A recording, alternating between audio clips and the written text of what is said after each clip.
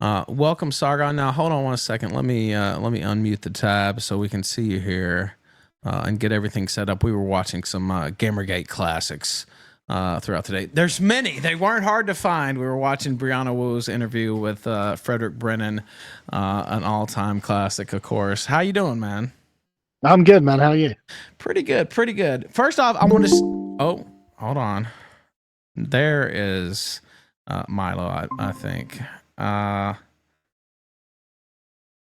Okay, are you there, Milo? Yes, I am. All right, very cool. First off, I want to start this off by saying I reached out in private.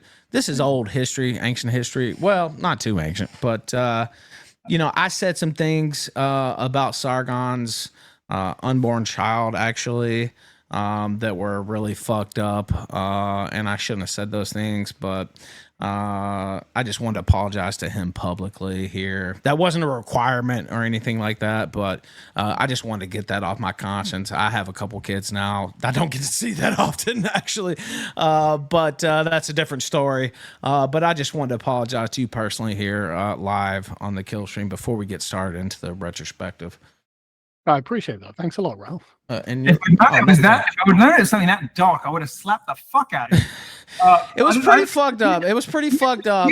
Yeah. You just said you two had a bit of a. You just told me you two had a bit of a thing. I didn't realize it was that bloody dark. Well, you know what? You know what it was. People on my show were doing that for a while, and I didn't participate. And then we had another showdown, me and him. And then he's like, "Well, I'm glad your YouTube channel got deleted." And then I made that horrible response that I never should have said, and so I apologize completely for that. And Don't worry about it. Yeah. All right. Well, I appreciate you being here.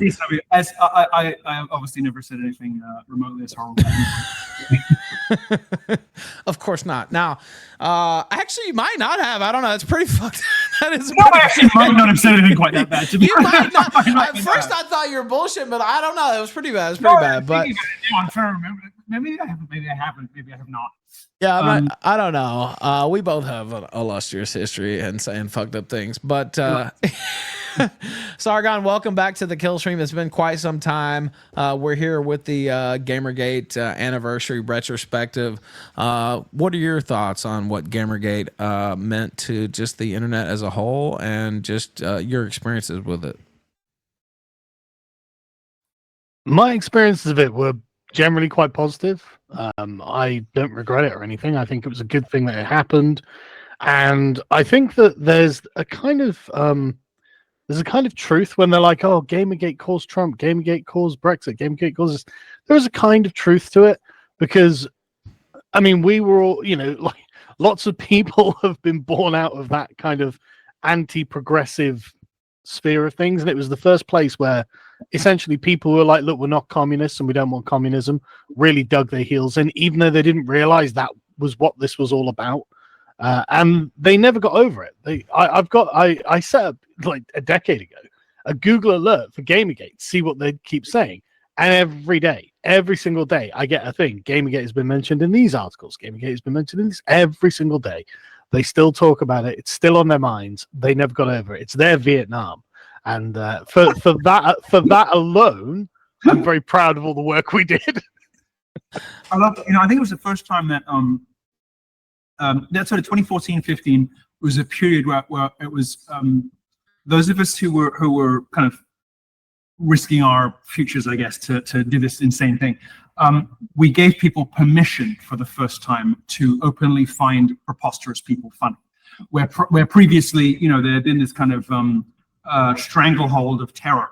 The most ridiculous and ill-qualified people in the world trying to lecture and bully everybody else about how life should be lived and what should be said and how it should be done and how you ought to treat this and how to approach these subjects. I think for the first time we gave people permission to laugh at something and at people who were ostentatiously laughable. And the effect of that is almost like incalculable. I mean, you look around, now you have the German MP who a couple of days ago got upset because she was called fat by a gab user. She is fat. I mean, she dresses like a cow. She dresses in polka dots. It's like taunting you, begging you to say something. And the German government sends a letter to Andrew Torba demanding the information, IP address of the person who called her fat. And the response to that is exactly what it should be, right? And it might not have been that way if it hadn't been for Gamergate. So I think it's such an essential, critical, necessary part of our history. There's something more to that as well. Just to really hammer the point home, that it's easy now in retrospect to think, well, feminism has always been laughable, Black Lives Matter has always been laughable. These things have always been completely open subjects that we were completely able to criticize. But prior to sort of 2014, 2013, 2012, 2011, it was off the table. You were an evil person if you even dare consider it. And people forget, like, the campus rape culture and the wage gap. You and I, Carl, were on the front of that. No, out. You and I were on the front of that for 2 or 3 years, and you don't hear about it now. No one mentions either of them. And if we hadn't comprehensively beaten them, and it's all wrapped up in Gamergate, I think, then sorry, people come into my office all day. If we hadn't comprehensively beaten them, we would still be living under the yoke of these persistent, obstinate lies. Just feminism in general, though. If you attack that, you were seen as or even tenets of feminism. Maybe not like every single thing, right? You were seen as evil. Given that you're a woman hater. Yeah, right. Why would anybody else ever say anything? Surely these women are just whatever. And everybody kind of knew there was something up with that, but nobody had kind of taken it by the horns. These enormous bulls by the horns before.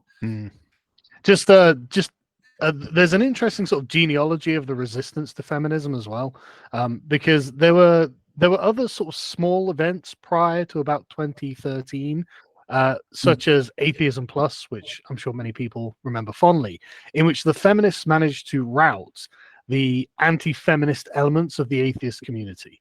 And they were kind of relegated to a BB message board called the Slime Pit, which is a awesome little place. But they were routed out of that community. And Gamergate was the first place where there was just, and it was mass, it was widespread.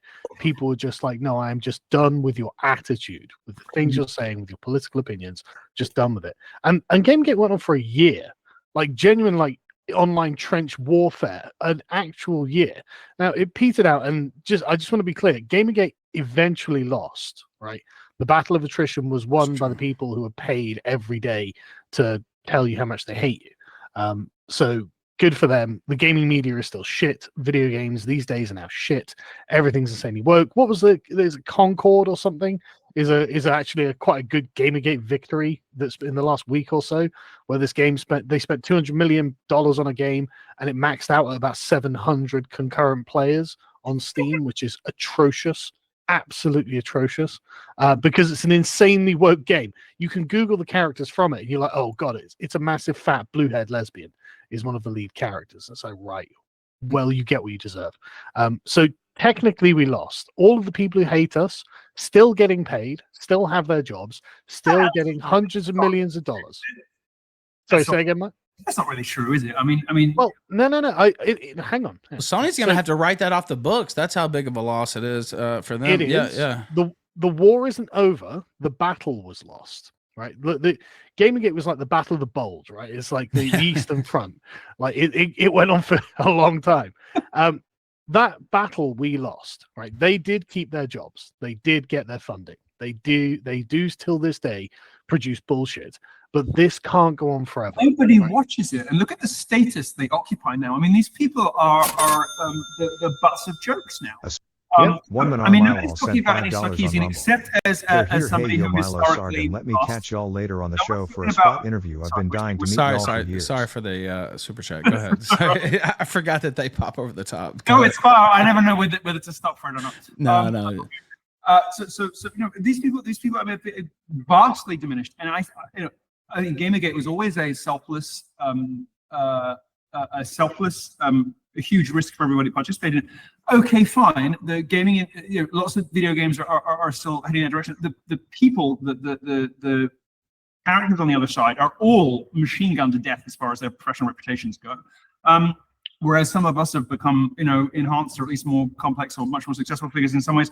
The point is that the ramifications of it, even if that particular battle ended in a stalemate or ended in unsatisfactory outcomes for everybody. And they and it did. Let's be honest. I mean, Sargon doesn't have any money anymore. Nobody's talking about Zoe. Nobody's talking about any of these guys anymore. And all of the traffic is crashed to all of their places, including all the video game blogs. And it was an enormously damaging thing for the other side, immensely so. Okay, hang on. Let me. So I agree with you that that particular theater and those particular actors, like the Africa core of the feminist wing did badly in video games, right? You are right. So Quinn and Isaki's, and they're all history and no one cares about them. But they were just one head of a hydra, and the hydra's body still squats over the video gaming industry, and extra heads have come out into, like, Sweet Baby Inc. being the sort of most recent development of feminism in video games, and the people in the studio still pay them money to have an input in their game and influence their games in the way that they want. I think it's the contempt in which these publications are now held, the contempt in which the journalists are now held, including by the people who pay them from video game studios, because it just is nothing better. There have been failures afterwards, like nobody stepped up and made a really great video game news outlet, which is very shocking to me.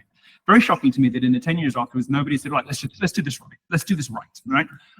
Nobody stepped up to do that. So there have been failures subsequently, failures afterwards.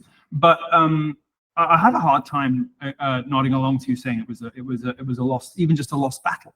And like I said, the real spoils of that war were seen afterwards. I mean, there's a snowball that happens after. It's okay to laugh at this person. It's okay to laugh at that person. It's okay to say, no, you're just factually wrong, and your critiques are ludicrous. And like, there's a snowball effect that does. I think you and I agree that it kind of indirectly leads to Trump and indirectly leads to all these other absolutely necessary developments, right?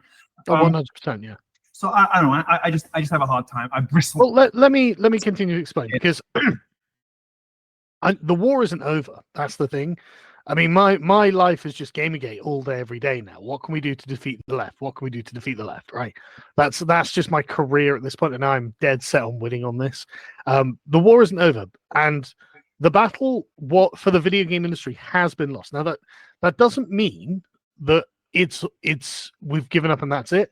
I mean, at the moment, you are right that they are kind of like the nationalist forces in the Chinese Civil War, and we're kind of like the Maoists who inhabit the hinterlands, so they can't come out of their little castles. They can't come out of their little fortresses, because you are right. Their comment sections, their replies, horrific. And so, it's every time they appear. Yeah, no. So you are right about that. We do control some things, but they still control the main centers of production. We haven't taken those off of them yet. Yeah. So the war, as far as I'm concerned, is in progress.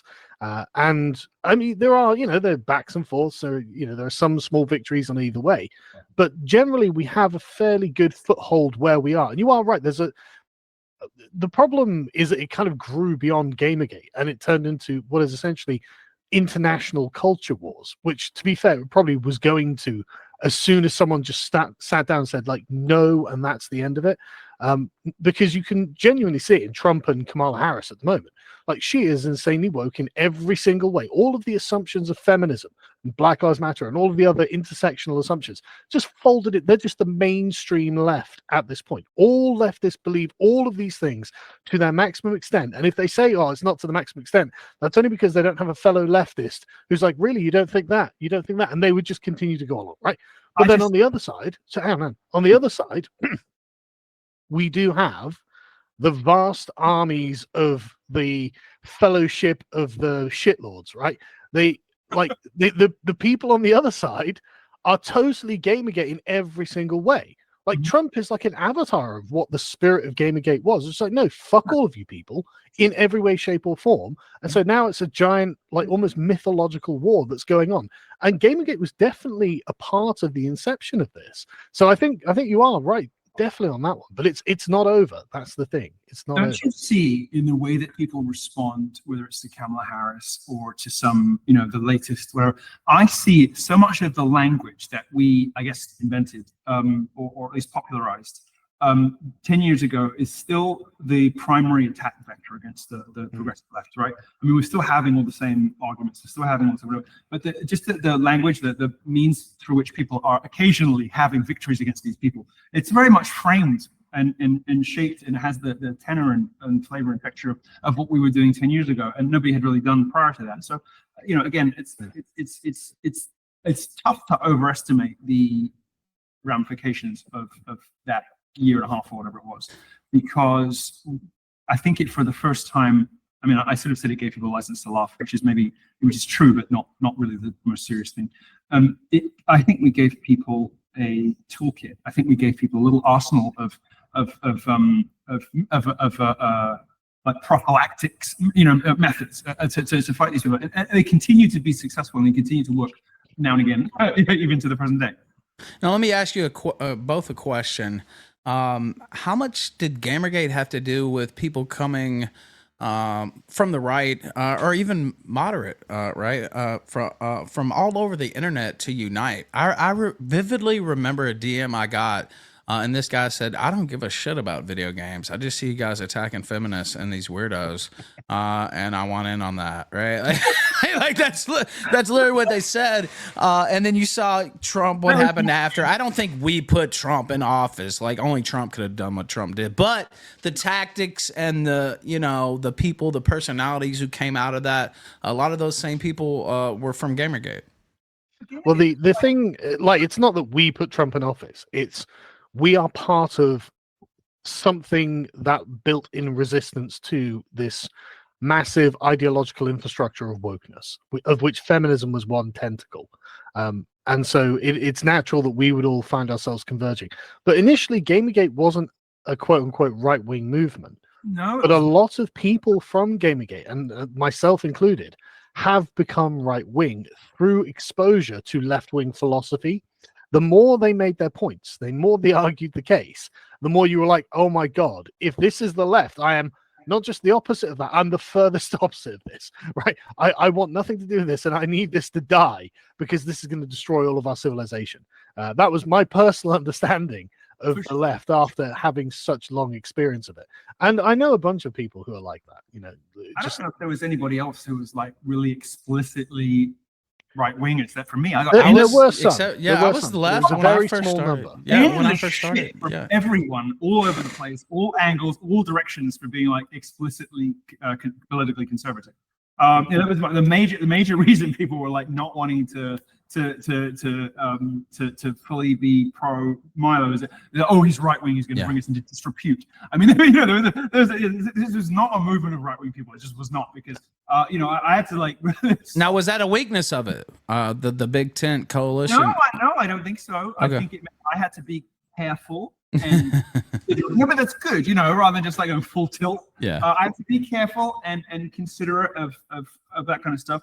But no, it was very. I mean, I guess it was center right maybe, but it wasn't anywhere near where Breitbart and I were. Not at the beginning, but it's created very right wing people and just very effective center right people. Like Carl here. He's become now a major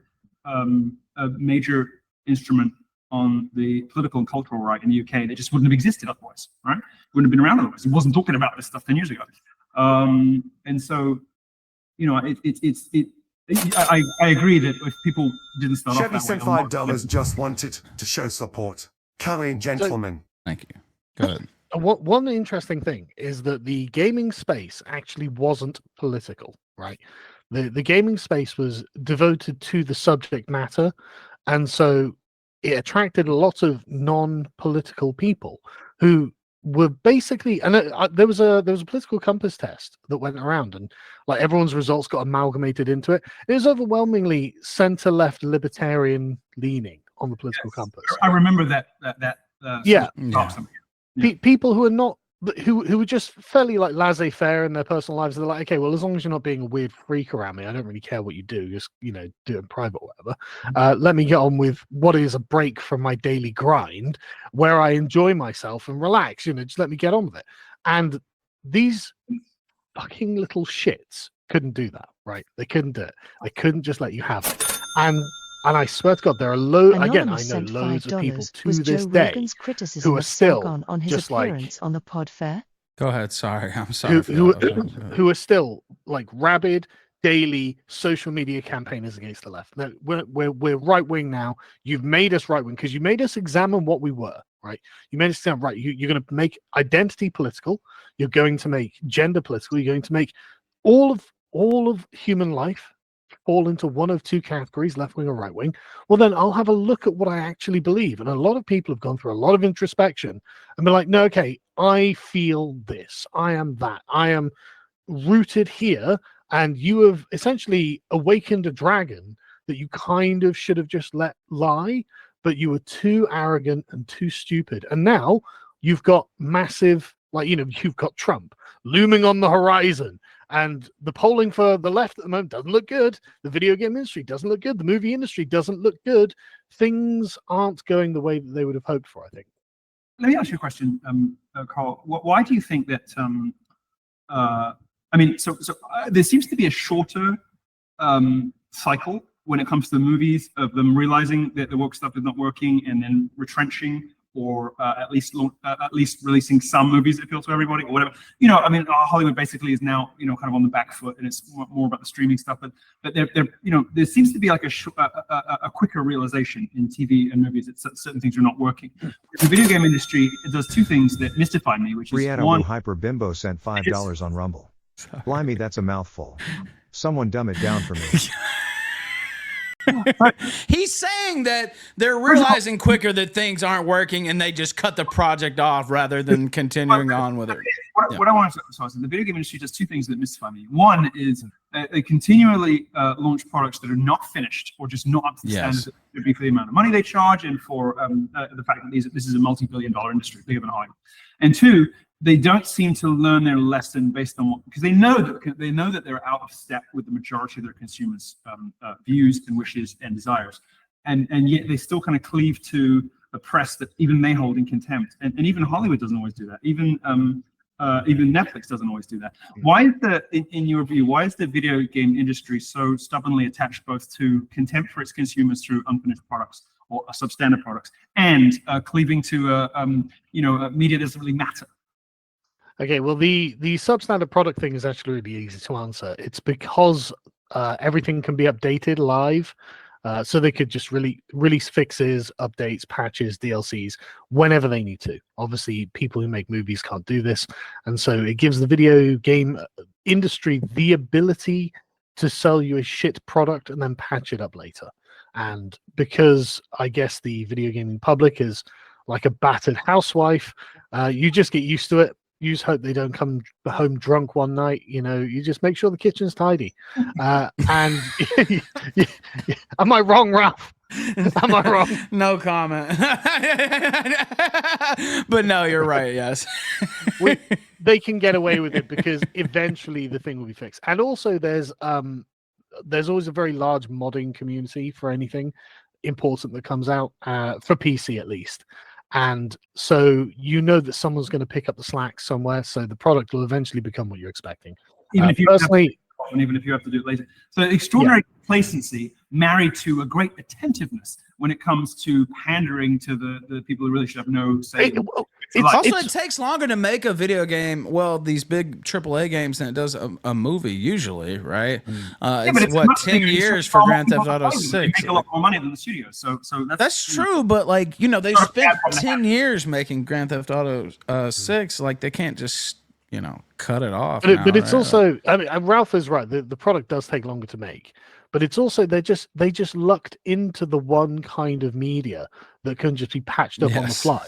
Right. That is just, you can't do it with comics. You can't do it with anything else, right? So they're just so lucky, and I think they're also lucky in another way, which is only the setting and frame of the game is woke. Like mechanics can't really be woke. Now you do get what's called game journalist mode, which is of course a game that's not challenging, but most games are in some way challenging, right? And a game that is mechanically based, that's the meat of the thing.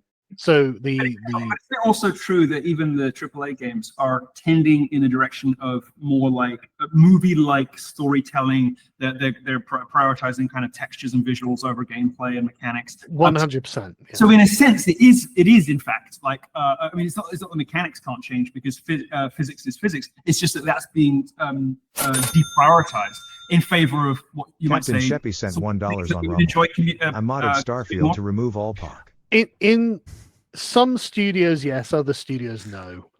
There is definitely a kind of slice of the market that basically wishes they were making movies and want to turn games into movies. Right. But it's very hit or miss, and there are a lot more failures than there are successes in that sort of regard. Not everybody's a Kojima. Let's put it that way. Yeah, but, exactly. Exactly, right.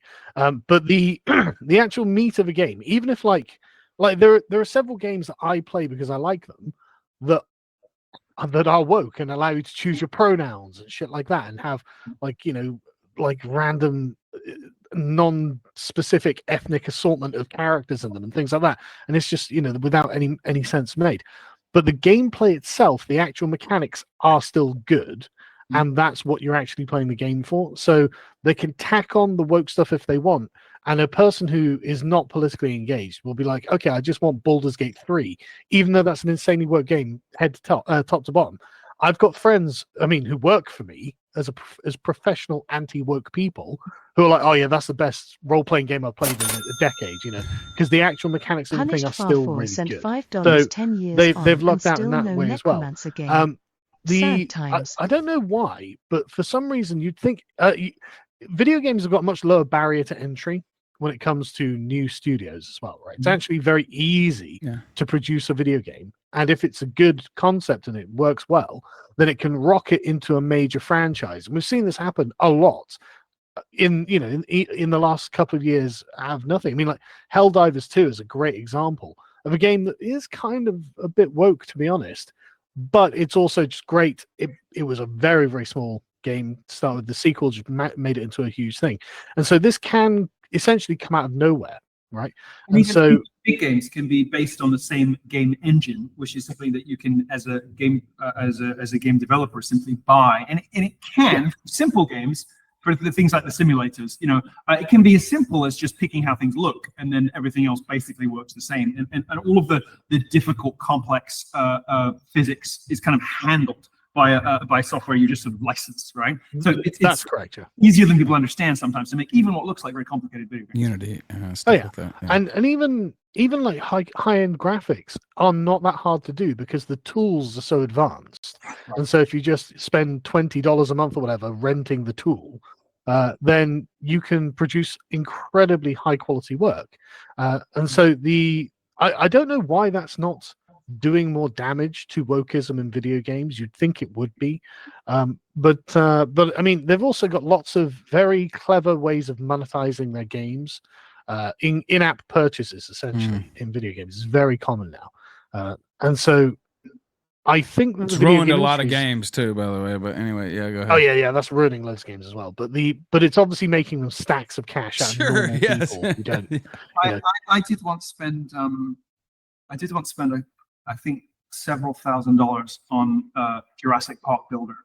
I was just just an iPad in the back of a car on a really long drive. I bored out of my mind, and I just really wanted the T-Rex, and there was just nothing else for it. I just had to keep doing it. But yeah, no, I've been caught in that trap.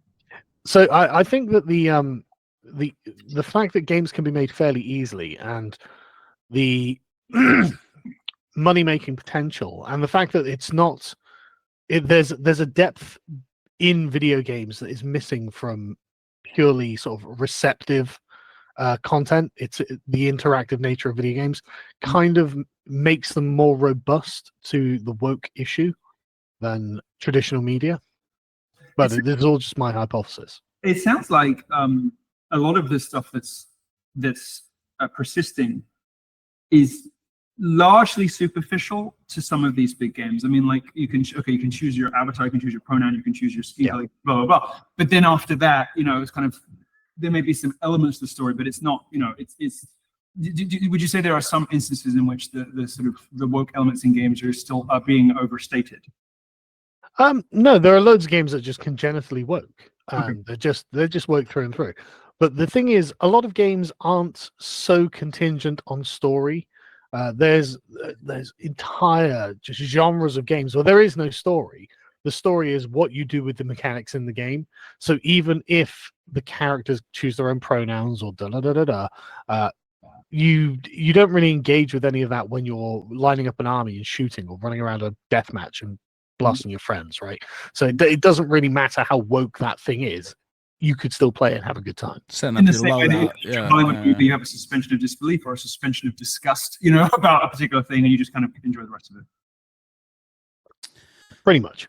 Now, let me ask you, what do you think Gamergate's like lasting impact is on the internet? Some people have called it the 9/11 of the internet.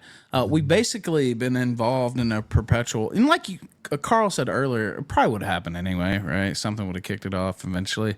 But it's been a perpetual culture war pretty much on the internet since, I would date it to Gamergate. I'm biased, but I think that's true, right? There's definitely in the cultural sphere, yes.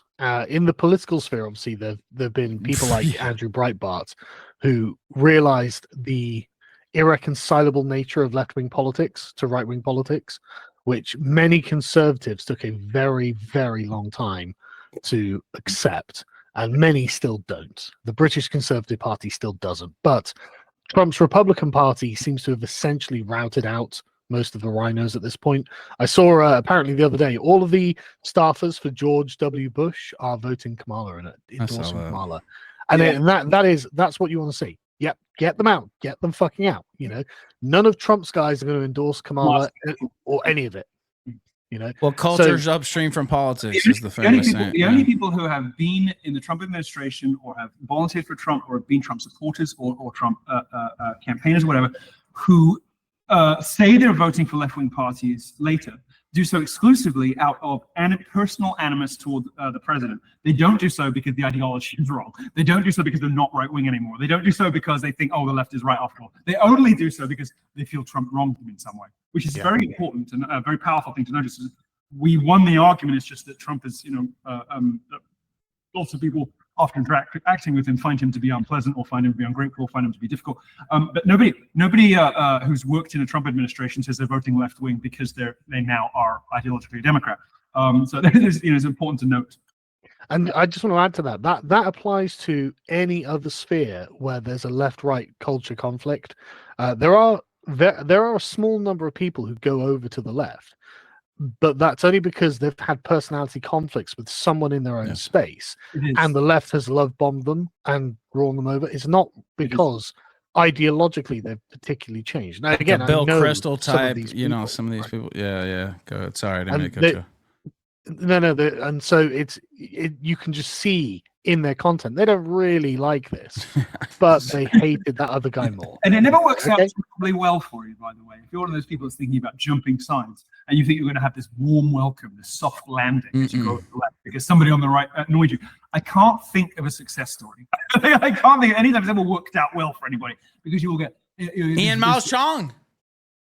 Well, he went the other way. Oh yeah, you're right. He went. Well, I was going to say you're right. Okay, you're right. He went the other way. Wasn't he Hitlerian? He was far left, and then he came back. Yeah. If you count the old stuff, yeah. No, but that's to me seemed like edgelord. That was mostly shit posting. If I'm being honest, I made a big deal about it on the RalphRetort.com, but that was mostly shit posting. If I'm being honest, yeah. It seemed that way to me. Yeah. But no, I mean, people go right all the time. And are welcomed in and manage to have successful careers. But the other way it's not. Like, I mean, you can literally list them on. Like Candace Owens is one of the most high profile ones at the moment.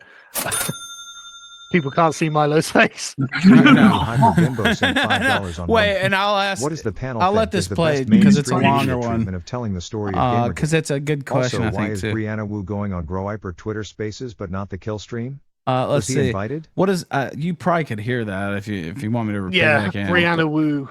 I did invite her. If you're watching this, most of the people who are watching this will be watching this in the evening Gamergate special versus now live Sure. in the afternoon. We're going to repeat this in full later this evening during our extravaganza because obviously Carl's in UK, so we had to accommodate the timing. But I did about an hour ago this afternoon invite John W. Flint to join. He said, I'm sorry, I can't. I'm too busy enjoying the Milo. I've got fat arc. So, they look yeah, ghoulish. if you want to talk on about looks, girl, we can go. to say put the plastic surgery down. That's all I gotta say. I saw him on I've never Tim seen anybody Pool. who looks, like it doesn't matter how the New York Times, the Washington Post, they can dispatch the most expensive photographers in the world, and he still looks like he's been in the oven for 3 hours, on Gas Mach 6, the House of Wax style. So no, unfortunately, Brianna will not be joining us on. John Flint will not be joining us on account of being otherwise occupied. But we did offer. I invited Anita. I invited. No, I did. Of course I did. I invited everybody. A strange silence from the majority. Especially, one of them was slightly interested for a second, and I said, "So it's going to be on the Killstream," and they're just dead. Nah, it's over. It's like, just dead. I mean, most of the people on our side did say the same thing to me. not all. Dick Masterson's going to be here live 6 p.m. tomorrow. I know. Go ahead. So I have quite the reputation, though. That's true. Yes. You see, Ralph is like a primordial force of the internet. He's been here before, and he will be here after. It's about 3,000 years in the past, 3,000 years in the future. There will always be the Killstream, and the fortunes of it will wax and wane, but it will always be here. You fucking want, but Ralph will always be here. And so I always try to remember that. So anyway, while we have you, Carl, you are now doing your Lotus Eaters, you building it up into a little empire, and on the front lines of activism on the cultural side every day. What's your advice to people who are following Gamergate then and who are kind of semi forgot what it was about, but they're into it? Blah, blah, blah. What have you found to be? What do you think would be the most effective way to apply pressure to games makers, to media outlets, to continue the fight, if you like? What's the most what in 2024 are the most effective strategies to hold people's feet to the fire, and so they deliver the things that the consumers actually want? I'm probably not the best place to answer this question, because I actually spend my time now focused on mainstream political discourse. So I actually don't follow the game stuff as closely as I did back then. For anyone who wants a good answer to that question, I would suggest checking out Archcast, which was Arch Warhammer's political channel, in which he covers this all the time. And so I do watch a lot of his videos talking about this. I want to keep a. You don't have to speculate. You don't have to be an expert. I just I want to stay informed as to what's happening, keeping on the state of things.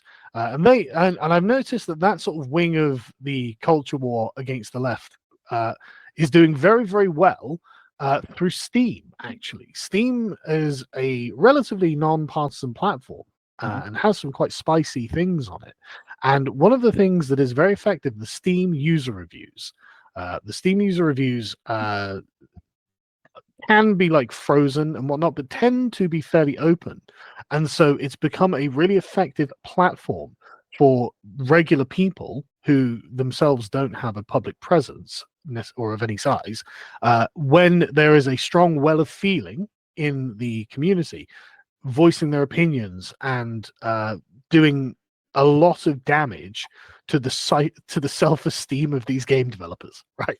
Would you say that's a little bit like that's maybe where you could go to when people look at the Rotten Tomatoes, kind of the critic review versus the very much. Yeah, so that's where you would go now, would be the Steam reviews to see what the real sentiment about the game is. Oh yeah, I mean, whenever I buy a game, the first thing you do is check out the user reviews, because each individual person is an actual person. It tells you how many hours they've played the game for. So if they've got 50 hours of this game, they're like, okay, I'm sick of this, blah blah blah blah blah. You can take that as actual. I mean, for the reviewers, don't you think? I'd quite like to see how many hours reviewers have played of video games in total, and how many hours they've played of this particular game before they yeah. But look, I mean, it's such a useful thing, and it's hard to find more authentic input about a real thing that isn't filtered through the systematic bias and financial entrenched interests of large corporations and their media outlets, right? So it is by far the best way to find out what the true feeling towards the game is. If someone's played 1,000 hours, I kind of want to hear what they have to say. You know? Well, exactly. If you want to know about that game, they're the person to speak to. But you can tell the Steam reviews are really having an impact because, again, recently there have been what they call them, Steam revolts or something they call them now, Yes. where the player base of a particular game, when the developers, because games are constantly in development now, when the developers do something that pisses everyone off, they really piss everyone off. It's got two layers. It's got the overall, what out of all the Steam reviews are, and the recent ones. So it could be overall mostly positive, but recently very negative. Captain Sheppy said And $1. you realize that the developers have I'm done glad something. Sargon and Milo appeared after our Anita game session. Yeah, we replayed the Anita game session. That's true. I don't know if you remember that game or not. But yeah, I would strongly recommend checking out Archcast on YouTube. He's doing Arch is a friend of mine who does great work. He's been my friend since Gamergate. That's how we met. Because he was concerned about wokeness in Warhammer, and video games, and so that's his area of particular Brianna Wu interest. Hyper Bimbo said the other day $1 that on Rumble. Warhammer made. Can I get the nitrous today? Totally off topic. One of the first instances of pronouns in popular culture was Warhammer in 1986. In one of the codices, it says that the acolytes of Slanesh, because he's a hermaphroditic demon, are called Shem. They use Shem. They use the pronoun Shem. That is 100% correct, Milo. I'm surprised you knew that. For anyone who doesn't know, that's the evil god of debauchery. So don't be the evil god gets the weird pronouns. They had it right in the 80s. They had it right first time. Now evil people get the pronouns. Slanesh bears a striking resemblance to Brianna Wu. I'm just saying I'm not making any of these comments. Let me ask you something though, Sargon. I don't know how close you mentioned Sweet Baby Inc. earlier. I don't know how closely you followed it. People were calling that Gamergate 2, and we've talked about Gamergate 2.0 before. But do you think it had that level of effect? I personally don't. I think it kind of died off a little bit, but No. I do think it was very important, though. I think the overall politicization of society is what prevents another Gamergate from happening, but that's okay because that means we're living in Gamergate now, right? We have the based area and the cringe area, and so Sweet Baby Inc. is just further proof that the woke types are still in the industry. They still control the cities while we control the hinterlands, and they realize that our territory is off limits for them. Basically, they're all like, don't read the comments, don't look at the Steam reviews, don't go and check this, because they know. They don't control all the cities, though. I mean, well, no, not all of them, but so generally. I have a slight disagreement with Andrew Torwart from Gab about his idea of the parallel economy, where he says that we should build equal and equally as sophisticated and good and strong stuff, and just have our own stuff. It'll be much better, much more successful. The woke stuff will kill itself. And that's not really. I don't really want like a dog house next to the castle that used to be mine, or that was my grandfather's. Take it back, and we did with what this one man did for us with Twitter, right? And it's a pretty big city. Twitter, X is a pretty big city in the landscape. Steam, you're saying, is as resisted and continues to be an engine. So there aren't all the cities, and it's possible to reclaim cities. So it's worth saying that too, isn't it? That is a great point, and I completely share the sentiment. And this is something that actually I get very annoyed at Americans over. They're like, "Oh, I don't like how woke my town or state is going. I'm going to move somewhere else." Is that right? So you're going to let them have it, right? Okay, interesting. Civilization. The word civilization comes from Kifis, which means a city. To be civilized means to live in a city. It does, absolutely. Yeah. If you simply abandon the major built metropolises of your culture, of your society, you are becoming uncivilized. You are relinquishing your civilization over to the woke maniacs, and you are accelerating its demise. Yeah. That is not the way.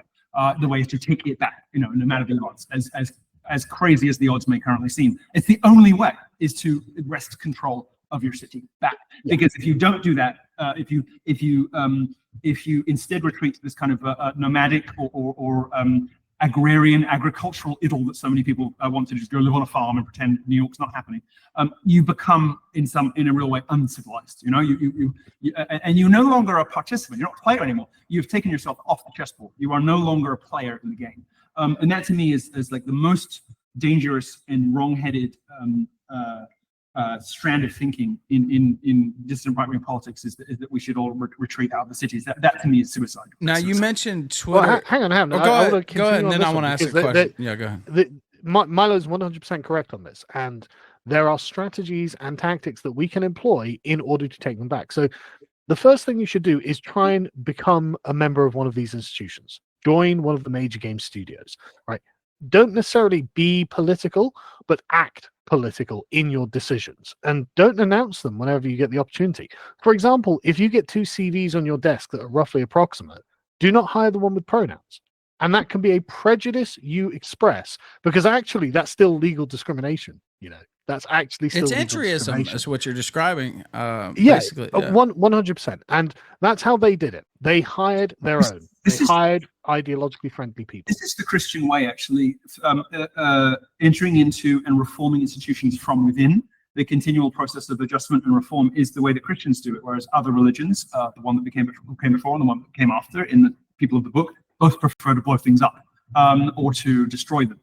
The Christian way is to refine and to reform and to gently nudge and be part of the institution that's the problem, rather than throwing bombs at it from outside or subverting and destroying it from inside. So that's how the great civilizations were made. Is lots of people just pushing in silently pushing in the right direction, from inside, from within the institution. Now let me ask. You can always just think. You can always tell when if you're the one making a choice.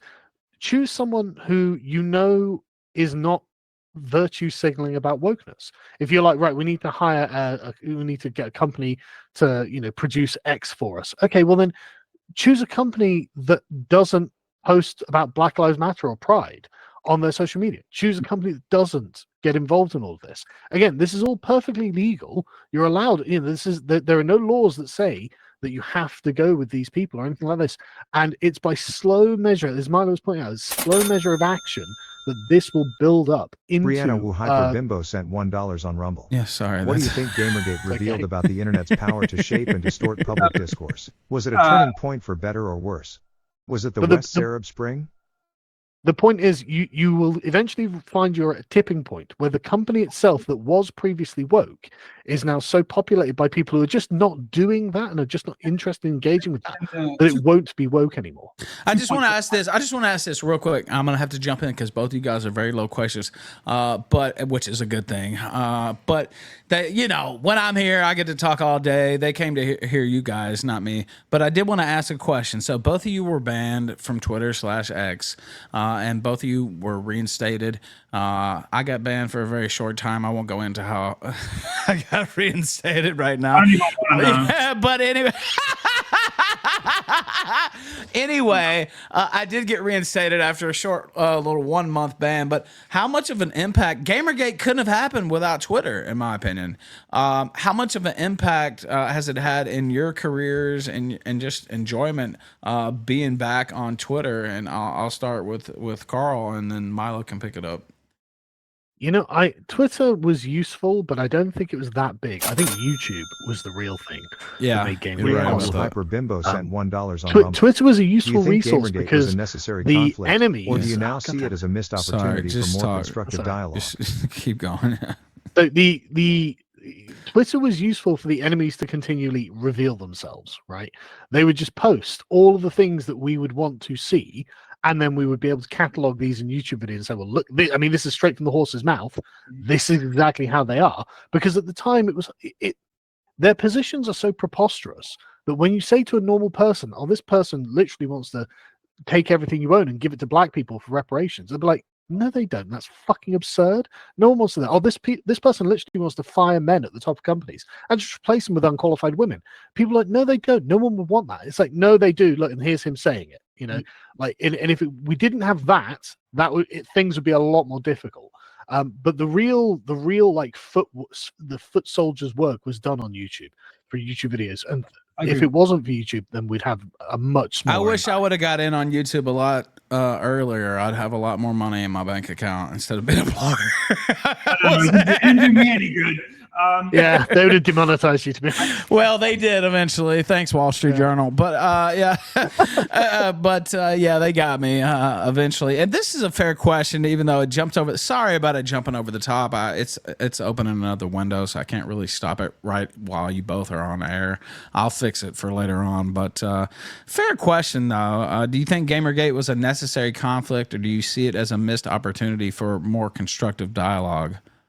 No, there was never any chance of constructive dialogue. They began from the start saying that you are an irredeemably evil person because you don't think that men are scum or white people are scum or straight people are scum. And they knew from the very word go, everything about their philosophy was a complete break from what came before. It's not, they don't want to ever go back, and the best you can hope from them is that they will shame you into silence. That's the best you can hope for. They will never give you the grace that you would expect 30 years ago from a political disagreement. You would never get anything like Brianna that. There's no $1 on Yeah, Rumble. I agree with that. What was the real purpose? Was it about ethics you or know what? something I else? want to give a little answer here, and then I want to ask Milo about what How he much thinks of it was about personal? being back Could it on have been handled X. differently? I Was the got impact involved. worth the cost? So what's the real purpose? Was it about ethics or something? I'll speak for myself. So I'm a lifelong gamer, mostly, normie type games, right? Madden, stuff like that. But I played tons of video games, like, 8 hours a day some days. And this guy is really just going crazy. $1 on Rumble. Okay, Did look, it change anything I'm for the about to better? be Or did it just fuel more division? Would you do it all again? Would I do Where it do we all go from again? here? Yes, is the answer. But for me, the ethics in video game journalism thing was more of a... Frosty Toad sent $3. I'm glad Jim is here. Yeah. All right. Let's not bring him into it. I don't want to. Didn't care about the issues. I don't want to bring him into it. But I think it did play a small part in it for me. But what it really was for me was, here's finally a chance to attack these feminist ideologues and really bring them down a peg. And there really hasn't been a united army against them. Not that the ethics part didn't matter at all, but it certainly mattered a lot less for me, at least, speaking on my own. I don't know what you think about that, Carl. The two issues are bound up. There's always a certain level of corruption, and in the video game industry, the corruption was always non-ideological. It was the video game company gives perks, freebies, computers, money, whatever, to video game magazines to say, look, just make sure lots of people know about our game. But the game itself would have just been relatively normal. Like they're trying to make players enjoy engaging with the Matt game. at the internet sent $1 on Rumble. Yes. Hello, Sargon. I have a deep philosophical question. If you'd permit me just 1 second of your time now before I begin, I would like to preface this by saying that me personally having been affected. Yes, that's the owner of Kiwi Farms. So but, they're just pouring in now. Brianna Wu Hyper Bimbo sent $1 on Rumble. What was gained? Was it all just noise? Did it help or harm? Oh, by the way, could it have been avoided? Big influence Was the on fight Gamergate. I was told that really Josh Moon was big into change Gamergate. That What was happens news to next? me actually the other day, since he had absolutely nothing to do with it. But thoughts on any comments that just won't Brianna Wu stop? Hyper Bimbo sent $1 on Okay, Rumble. look. Was it ever really about ethics? Okay, look. Who truly benefited? I don't Did care. it spiral out of control? Is this the actual Were the Brianna consequences Wu? foreseen? Because that's what I'm starting Was to it worth think. the fallout? I Could it th- have been I'm stopped actually- sooner? doubt it. What It did it all sounds achieve? like those same type of talking points, though. Just come on, John. Yeah, just come on the show. Like, what's stopping? Like, it's literally the same talking points. But anyway, Yeah, so go ahead. getting back to it. So there was obviously corruption in the video game industry, but it was just to sell you games, and the companies that were doing it Frosty probably had Toad lots of sent money to $3 promote anyway. isn't So spelling it was all tax. very This like discussion is not awesome. important. The reason that Gamergate's corruption, and it was corruption, but again, it just seems so trivial in hindsight. Yeah. You know, what's it about selling video games? Yeah, it's very trivial. But the reason this became important is because this was political and ideological. This was about trying to ensure that a certain kind of worldview and behavior set was instantiated in a space where it wasn't appropriate, wasn't desired, and was just openly hateful to almost the entire population of this social space. They literally like straight white men are the worst people on earth and we hate them all. It's like, okay, why are you going to a space that's mostly straight white men and acting this way? And then suddenly it was like, oh, and you're also all corrupt and horrible and evil and cruel and venal, and vicious in every single aspect of your lives to anyone outside of your little gang as well. Why wouldn't we just tell you to get fucked? Why wouldn't we do that? And I'm very glad that people did. 100%. Go ahead, Milo. Remember what today is the anniversary of. 10 years today, or 10 years yesterday, is the first instance of the Gamergate hashtag ever being used. But today is really the 10-year anniversary of a series of coordinated articles that were published by the Games Press. Gamers are dead. This wasn't just we don't like. They declared their these people that they didn't like the supposed gamer identity to be deceased. You know, and this is kind of a direct sociopathic and disturbing assault. You know, Captain that Sheppy goes sent even $1 beyond on what you Rumble. were just saying, Carl. Ralph, can you mute the TTS and just have them display on I screen? can try to do that, but it's I hard agree for with me that to super do. chat. Yes, I know. It's No, annoying. we're grateful for the super chat for Ralph. We love them. It's a good problem to have. Maybe we'll turn the volume It's down. not a terrible Thorndike problem to Special sent have, but if $1 you'll on give me a Rumble. second, Sorry, my I'll cat probably jumped on have the keyboard. to. SFH off. Hey, Herkcher. Let me see if I can do this. Actually, I do that, but sometimes it doesn't actually work out correctly. Is the only problem. So then you have a situation like this where I can't. Let's see, control audio via OBS. Then I'll turn it down. Now let me make sure it's not on over here. Okay, so in theory, it should just pop on screen now. And I think it's been awesome anyway. Almost more of a madhouse situation, but yeah, it does cut people off. So my apologies to you both for that. No, I agree with what you were saying, Carl, but it goes a step beyond that, doesn't it? I mean, they declared people dead. I mean, they were in a coordinated and a bit of a disturbing, sociopathic, kind of like weird and not creepy and sinister and threatening tone to take. It's like, oh, you're dead. You're actually deceased. You are no longer living. Yeah, it's sort of a weird and very like creepy, crazy ex-girlfriend kind of a way of declaring war on your own audience. That let's just remember who the aggressors were. Let's remember. Well, I mean, The fix worked, by the nature of the way. I attack just wanted to as say well. that the fix did work. So anyway, go ahead. The nature of the attack is so stereotypical of this group as well. They didn't attempt to discredit the gamers for being, I don't know, fat, lazy, slovenly. I'm representative of all of these things. No, they just said, no, we're going straight for your identity. And we're just going to assume that you're just going to roll over and take it because you're straight white men, and we've already established you're bad people, and gamers are obviously scum. So fuck you. And it was just very interesting how, like, okay, attacking someone's identity is actually usually quite a cruel thing to do. Right? It's usually something that actually is off the table. It's inappropriate. It's something that you'd be like, okay, what are you doing? You're going to really attack their entire sense of self over this, over whatever it is. And they didn't even hesitate. That was their opening salvo, as you said, is to declare these people persona non grata. They're all dead. This is their eulogy. And it was like, wow, how did that work out for you? And I mean, what are they saying really? They're saying they're doing the same thing. It's almost like a caste system, right? These people are untouchables, so they shouldn't be. This is the purpose of declaring somebody dead. Is to make them ineligible or inappropriate for any kind of platform status, to express opinions, to have any kind of say whatsoever. This is like dark shit. This is like pagan era, kind of bad stuff going on.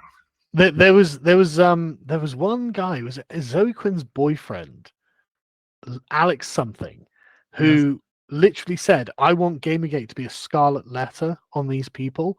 It hasn't been, interestingly, because thank God, essentially the right got its act together and was like, oh, right, okay. Anyone who's against the left is our friend, basically, is at this point. I have to say, everybody involved in Gamergate on our side, as far as I can think of, has emerged an enhanced figure versus before. And everybody on their side is gone. Zoe Quinn hasn't tweeted in 2 years. Somebody told me that this morning. Really? Which I couldn't even believe. Yes, really. I was stunned. Of course, I haven't been checking on it, right? You know, I don't follow. I follow. I'm kind of like Sargon, right? I check in on the gaming industry, right? But it's not my daily beat anymore, right? You know, it's politics and drama and stuff like that. But yeah, 2 years. They haven't tweeted. Who turned out dead, huh? Yeah, Who turned out dead? Not us. Not us. But do you agree? Because Milo and I were talking before, and I wanted to have him back on. And then I said, did you know this is the 10-year anniversary this month of Gamergate? And he's like, oh, whoa, okay. Well, it has to be on that day. And we were trying to figure out the exact day. And it could have been yesterday for the hashtag officially being born. But we thought that the Gamers Are Dead attacks coordinated by the media was really the day that it kicked off. I agree. Okay. It was genuinely when too late to reorganize now. So I'm gonna yeah. What I like about Gamergate as well is how naive everyone was. Because when you look back, you think, okay, what did we know about the philosophy and the agents of the philosophy when we began this? And the answer is fuck all. We assumed they would be relatively good faith. We were outraged when they were hypocrites. We couldn't believe they'd just block us without having any discussion, or that they'd dox us and expect us to be run off the internet. We didn't understand how long the philosophy, the ideology had been percolating. We didn't know where it had come from. We didn't realize that this had been brewed up by a bunch of communists who were essentially salty that the Soviet Union had fallen and the communism had failed again. Like we didn't know how old this was, how many man hours had gone into crafting this and people don't like to accept it, but a lot of these people are really intelligent. Right? I've read all of their papers. I've read all of their books. Like a lot of these people were very, very intelligent people and malevolent. Right? We didn't realize how obviously evil these people were. We didn't realize the kind of diabolical genius we were up against. And we just thought, okay, well, we could just persuade them otherwise, or just say no and they'll stop. We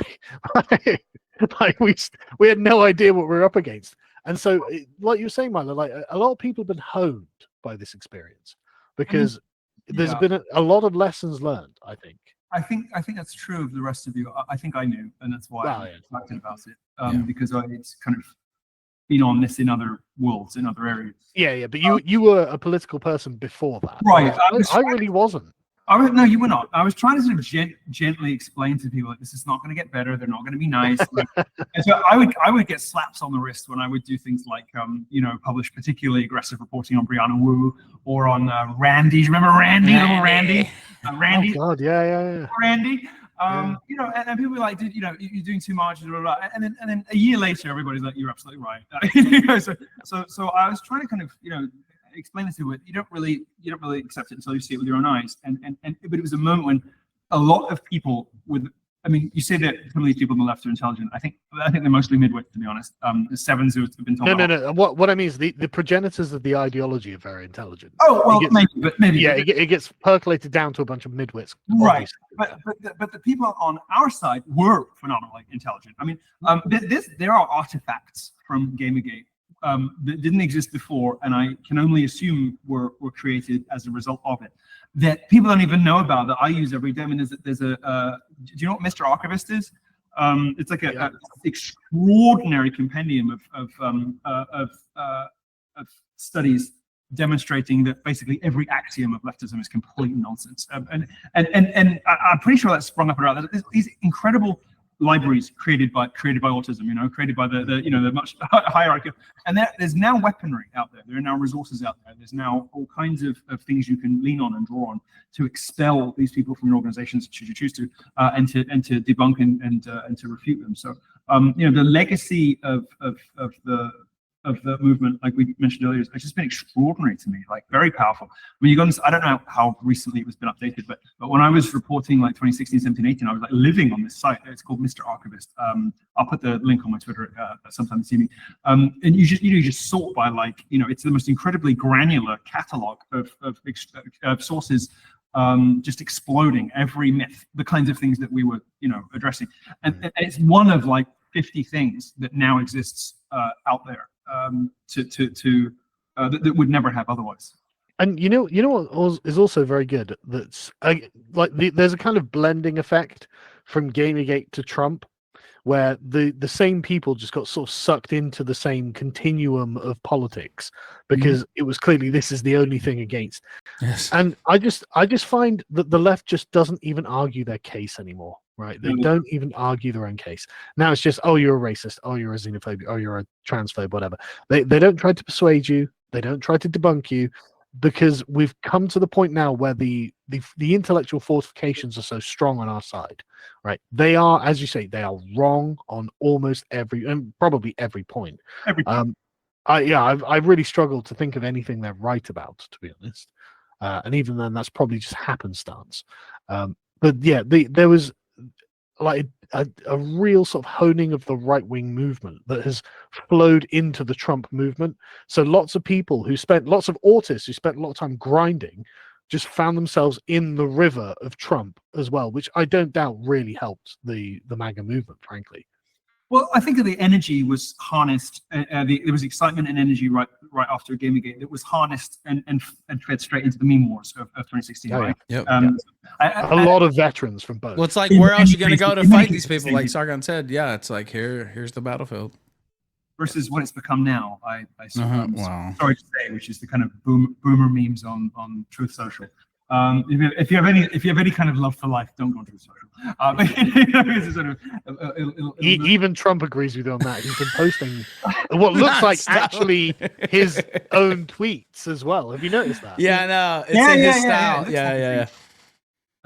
No, but the meme wars that made Trump acceptable to vote for people under 45. I mean, it was all the same people. It was all, we just graduated from one thing to another, didn't we? Well, there was no reason to not. It was because Trump was the enemy of the radical left, and the radical left we saw this exact same people hating both things. So we were like, well, that's where to go. Yeah, and when Trump tweeted out that Pepe picture, it was like, right, okay, he's our guy. Got it. Understood. Standing back and standing by, sir. I knew all the way back to. Yeah. I've never seen a thin person drinking Diet Coke. I was like, yes. But I'll keep drinking this garbage anyway. Is the second part of this. And then the follow-up, Coke's really mad with me. I'll still keep drinking that crap anyway. Now, let me ask you both. I know we don't have Sargon for too long. I think he said about an hour. I don't want to overbook. But what, and I'll start with you, Sargon, and then we'll go to Milo. What has Gamergate meant for your life personally? It was very Barbara Walters. I love that. Well, I mean, I've still got friends a decade on that I've made in Gamergate, so that's wonderful. Who I speak to every week, which is great. And it's obviously been instrumental to the trajectory of my online career. So I can't say that I'm not happy with taking part and how it turned out. There have been times when it's very difficult. I think the blood sports era was bad for everyone involved, and I wish it hadn't happened. But it's one of those things where the thing I think a lot of people need to remember is there was no blueprint for what we were doing, right? We were learning as we went. This was brand new territory for the internet and social media. Because social media was 2006 to 2009 when it started really kicking into coming online and becoming something people used. And then by 2011, everyone's like, oh, these feminists are a bit fucking full on, aren't they? By 2013, atheism plus and an East Sarkism river. In 2014, it's just open revolts. Full scale, total war, all day, every day, by hundreds of thousands, or millions of people against the left. It's like, so like, it kind of opens that Pandora's box online, right? Mm-hmm. And you've got to love it because I enjoy the war. I'm a happy soldier against these fuckers. You know, as long as they're still transitioning children and whatnot, I'm happy to fight them wherever I can. You know, on the digital battlefield. So yeah, it's been a big deal, I guess, but I don't think of it in isolation. And like, I don't say, oh, well, you know, this is Gamergate. As far as I'm concerned, Gamergate ended in 2015 because the social movement was just kind of, you know, disparate at that point and didn't have a fixed goal and didn't know what its objectives ought to be. And then Trump came along, so the same people carried on because the war still had to be fought. So it was important, an important genesis. But it's a part of history now. That's really how I think of it. And I want to say this, and I want Milo's answer just as bad as I wanted yours. I will say, of course, I played a key role in the blood sports era. I think you know, we should have been arguing with leftists more, right? Fighting them more rather than fighting each other. And we kind of all your brand is just fine. Doing great. I actually would love to see this. But like we kind of all harmed each other by fighting for that year and a half when we really should have been on the same squad, and it was mostly petty personal squabbles anyway. Again, just I was very glad not to be part of that because that's what I saw. I saw people kind of tearing chunks out of each other. Yeah, it was bad. And, you know, I mean, it's I of all people cannot criticize for you know, friendly fire because I'm something like that. But it was comrades doing it to each other, though. I'm an ex-gay Gestapo of the right.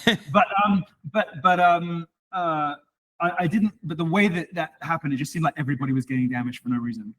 Yeah. Well, so there were a couple of things. There was a lack of direction in the online community. There was, I mean, certain bad actors, shall we say, who were enjoying and profiting from it. And the profiting thing was the most important part because YouTube invented Super Chat. That's right. And before Super Chats, everything was quite calm when it came to live streaming. Sure. Super Chats made internet blood sports turn into something it could be. And again, there was no blueprint for this, right? No one knew what was going to be the consequence of YouTube, you know, social media being invented, this being invented, that being invented. There's no precedent that we could have fallen back on for this. So basically, future historians should look back on the way things have worked. So when and I don't doubt that you're going to be fighting the left in 30, 40 years' time, still, for some fucking reason, future historians should look back and go, well, look, we need to make sure that we learn the lessons that we learned firsthand. Don't monetize debate. I disagree with that. Now, let me ask you, Milo, how has Gamergate affected your life, both good and bad? Made you one of the most famous people in the world? Affected by it? No, I mean, I think it's obviously been great for me professionally, but it also, I mean, if you really want to know, I do. The thing that gave me joy in my career, and Gamergate was the first thing I really, I guess I really kind of loved being right in the thick of it and the tip of the spear, because I think it was the first time that I was really, I could say for sure, I'm not alone. It's not just me. I'm not just some weirdo that hates the left disproportionately, and is kind of like making myself a pariah among all the people I grew up with because I'm just like too much, and like even British media like has kind of chewed me up and spat me out, so I had to go end up with this weird right-wing website called Breitbart in the US, the only place it would take me, and then so now I was like, no, hang on a second. No, there's like I have a tribe, and so for me it was very encouraging, and it continues to be the fuel for things that I do, to know that there's a very large, sometimes silent, which doesn't matter, army of people who rely on those of us who are nutty enough to like destroy our reputations and pour our whole lives into this bullshit. never escape it. So you could be CEO of Yeezy for 2 years and you're still on a live stream talking about fucking Gamergate. But I for me, it was very, it made me feel good, made me feel not alone for maybe for the first time in terms of the things that I was doing professionally. Made me feel not like a kind of, because when I was being interviewed about feminists on the BBC and on Sky in 2014 and 15, I was very much invited on to be kind of like the weirdo, kind of like wacky, crazy right winger. And as it happened, I was just better than them and I won. But that wasn't their intention when they were booking me, you know. And so I was kind of getting, oh, maybe I am like that. So no, Gamergate for me has given me like a great fuel, a great fire within me to carry on, even when it seems like it's just me, which I think it did for a lot of people. I think so too. I can't tell you how many people message me.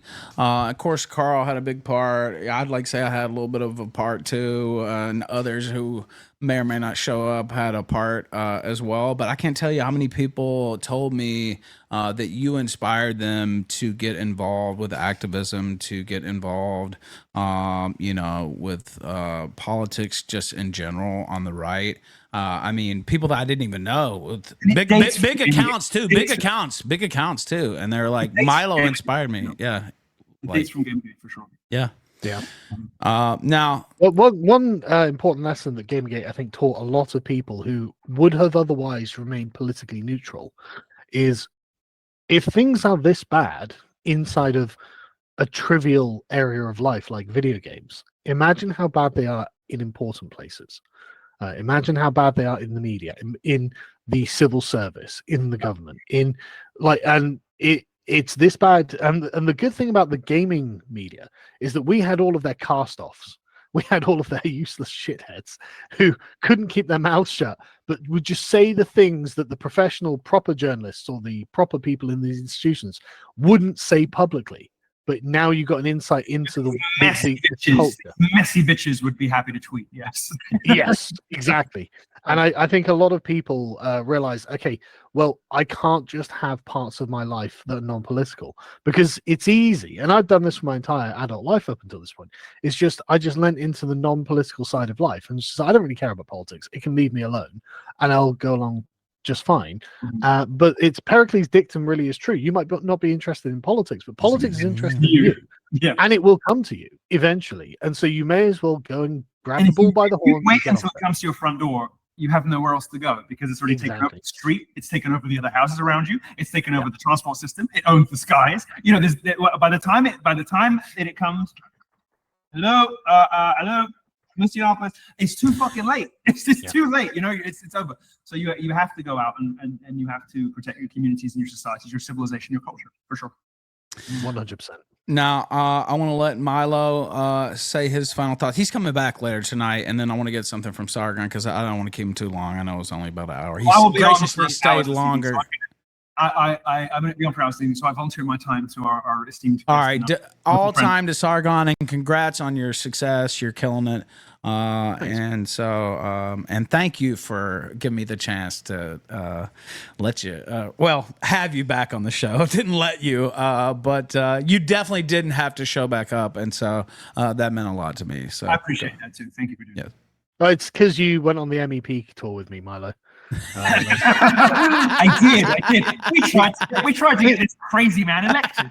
Thing is, Milo didn't even charge either. He was just like, I can't afford the plane ticket, so I paid for the plane ticket. And he came over and did it for free.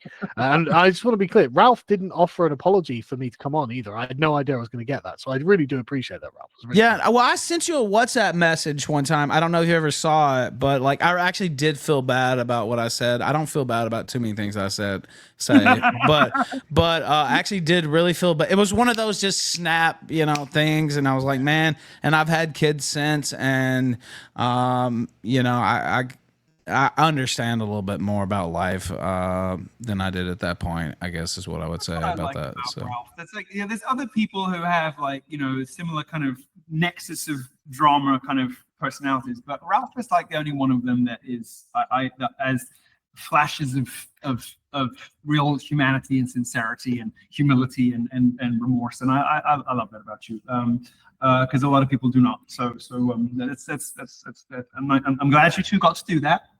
I am too. I really am. Now we should shut up and let him go. Yes, go ahead. Promote Lotus Eaters. Say whatever you want. It was good to have the reunion, and it's your time, Sargon. Oh, thanks. Yeah, I mean, I don't know. I'm very happy with how things worked out, even though a lot of people, primarily me, but a lot of people had to learn a lot of hard lessons and learn them quickly. Most people dealt with it fairly well. Some people didn't. And for those people, honestly, just get yourself back on your feet and just get to work, right? There's no substitute for hard work. And the internet will forgive. Actually, people aren't actually as heartless as you think. You just have to be sincere about what you're doing, and you'll find fellow people who are also sincere about what you're doing and will collaborate with you. I'm glad that it all happened, and I'm glad that everyone that I know from it is doing so well. And I'm just glad that the spirit of it is still alive. You know, the spirit of it is now just mainstream politics. And so it's nice to have been on the cutting edge of that. And to be honest with you, I don't think anyone does analysis better than the people who have been doing this long. Like, I still get normie conservatives who still don't understand the real dark heart of the left. They don't understand the vitriol, the envy that drives them. They don't understand. They still think, well, I mean, come on, we can't actually rout the left out of every institution, can we? I'm like, no, we have a moral duty to rout the left out of every institution, beginning with the schools. Like, you know, conservatives like, don't worry, we're going to outbreed the left. It's like they indoctrinate all of your children. All day, every day, they're paid to indoctrinate you. What are you talking about? You know, they don't reproduce, they recruit from you. You know, if you get in the schools, god damn, you know, so people like Chris Rufo doing amazing work, you know, like, no, go to the institutions, get the thing done. But the good thing about Gamergate is it made a lot of people who otherwise wouldn't have been paying attention to this realize they are political agents. They're in a democracy. They have to take part. And if they don't, they're going to lose everything they love. And so there's a massive counter movement to the left. And it's nice to have been a part of that, right? The genesis of that, and to continue being a part of it. And so, everyone should give themselves a big pat on the back, really, I think. Because, I mean, and again, just to go back to the beginning of the conversation, this wasn't possible in like 2012, 2013. You couldn't say the things that you say now so freely and with such a large audience, with so many receptive people. Like, I'm absolutely certain that the anti-feminist Gamergate videos from like 2014, 2016 genuinely opened up space in the culture to be like, yeah, no, I'm not a feminist, right? I think the feminist cringe compilations, the Sargon videos, stuff like that. Like, there's the Ben Shapiro, you know, SJW wrecked in college campuses videos. Like, this genre of entertainment opened up a massive rift between relatively normal people and the insane woke left, and has sort of corralled them back into a defensive position, which is superb. You know, that's allowed us to exist and grow and thrive outside of their eye, outside of the horizon of their vision. And so, if it wasn't for us in the trenches being just really obstinate about it, just being like, no, fuck you, we're not going to be treated that way, then I don't think that would have happened. I think it's quite possible that we could be living in a future where the feminists are still on TV telling us how we're all bad because we're men. Like, we could still be in that. So, everyone pat yourself on the back. It took a lot of work. It took a lot of courage. I agree. The spirit of 2014. I think you put it well there. Again, thank you for coming on, really. Milo said he would get you on, and he did. And there was no qualification, like you said. I didn't have to say anything or anything like that. But I wanted to say that from my heart. So that's why I said that. What people don't understand about me is I'm one of the great uniters. They call me. I didn't believe him is the thing. I was like, you really got him on? Unopoulos in Greek, it means peacemaker. I was like, really? You got him on it? He's like, yeah, I did. I was like, okay, well. I bring people together. And then I told him what I wanted to say, and he put a little heart comment next to it. But I wanted to say that to you for a while, and again, I really appreciate it, Ralph. And I hope everything's going well on all fronts, and except for the Labor government, maybe not so well with that. Yeah. That's a whole separate conversation. It's one of those things that's a necessary evil to get to a better place. The Conservatives had to get a phenomenal kicking, and next time, I won't go into it, but Keir Starmer is just an unelectable tyrant, and everyone can see it. Like, everyone hates him. Like, normal people I know, who aren't political, will come up to me and be like, "Oh God, I fucking hate Keir Starmer, mate." You know, because they know I deal with politics, so they'll just open with that statement. I'm like, yeah, well, good, glad to hear it. You know, so yeah, but again, the spirit lives on. But yeah, I'll head off, and it was nice speaking What to is you it? again. 100%. What is it? Milo? Churchill said, "If you're walking through hell, keep walking." I think is the Churchill quote there. I You will will. be able to see this interview again this evening during our extravaganza, where we will replay it Yes. for the American audience. And I'm going to disappear now as well, and we'll reappear at 8 p.m., 6 p.m., 8 p.m. 8 p.m. 8 Eastern. p.m. Eastern. 8 p.m. Eastern. God bless you. Thank you both, gentlemen. Take care, guys. Take it easy. All right, now, Mr. Vox Day, how you doing, sir? Can you hear me? I don't think you can hear me.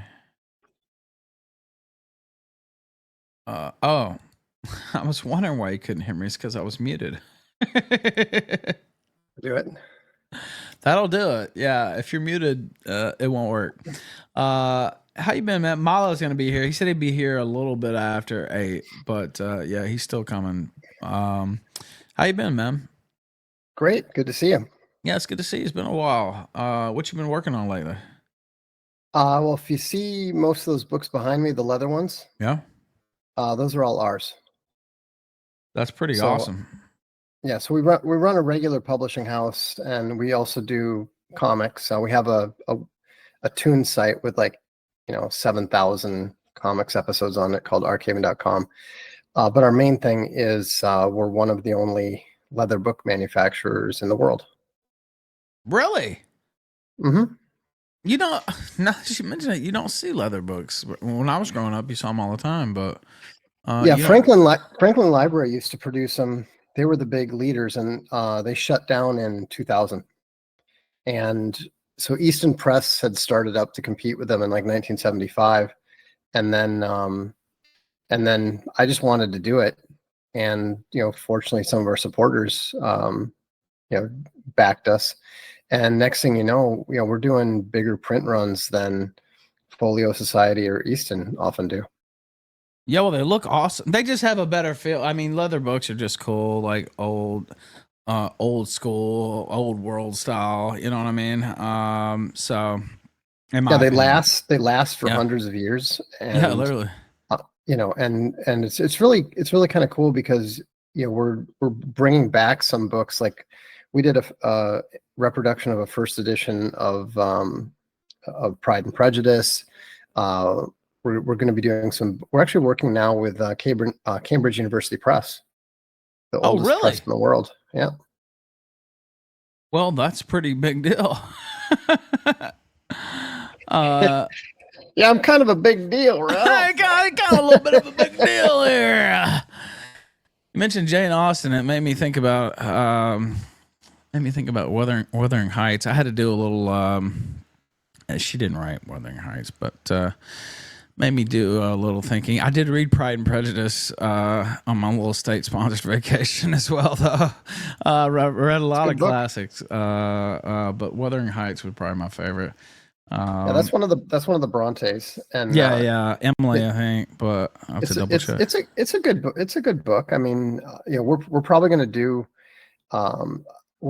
Jane Eyre pretty soon. Yeah, Jane Eyre's one of the Brontes too. Yeah. Yeah, one thing that we're doing that's going to be really cool and really unusual is we're doing a 9-volume set of the Cambridge history of Japan. Oh, and shit. So we're not going to do that many because there's not that. It's not like everybody goes, yes, I want a very detailed 9-volume history of Japan. But it's just the kind of thing that Folio's not going to do, Easton's not going to do. So it's fun to be able to up the ante. I mean, we actually use believe it or not, we use better paper than Folio does. They're supposed to be like the creme de la creme, but our stuff is genuinely higher quality.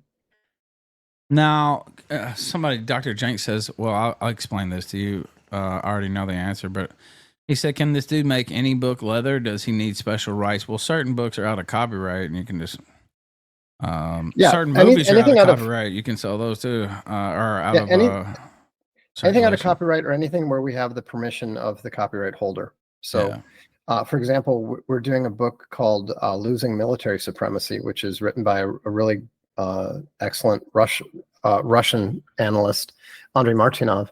And that book was published only in 2018, but his publisher was happy to let us get the rights to it. So we're doing that. We try to mix it up. For we've got 2 different subscriptions. One is the library, which can be anything. Yeah. And then the other one is history, where we've done the landmark Thucydides, which is about the old Athenian Spartan War. We did a 2-volume Cambridge medieval history. So just that subscription is actually growing fastest. People really like our history books. It's funny, you're the second person within, I think, about a week to slap me down. I always mention Wuthering Heights, and then I had a female guest on that night, and she goes, well, I like Jane Eyre better. Well, Jane Eyre's more famous, too, though, so if I was trying to sell books, I'd probably pick Jane Eyre, too, right? Yeah. Hey, I'm not slapping you down. We're gonna do Wuthering Heights. It's just that my right-hand woman is this very posh British lady. Did you ever see the show Unstable? I have not, actually. If you ever see the show Unstable, the woman who is Rob Lowe's right-hand woman basically is her, right down to the hair and the accent, and they have the same accent and pretty much the same personality. And so, when she says she wants to do Jane Eyre, we do Jane Eyre. I understand. Now, before we get into Milo. First of all, Wuthering Heights is the greatest novel in the English language. Yes! The most admired, most handsome, most beloved male sex symbol in all of literature. Heathcliff is, by common consent, the most attractive man in the entire English literary canon. So step it. It is the most innovative and complex for its time. Yes. With those eddies and currents of little time travel situation at the end. It's an amazing, incredible novel. It should be, sorry, that's me, isn't it? It should be at the top of any list. You can't call me now asking what the link. So I guess you won that one, Ethan. Milo backing me up is amazing, though. I have to say, and we'll get him back in a sec, because that is my feeling. It should be required reading. Sorry, just censored TV up to our usual standard of excellence. So just calling me on air. What's the link?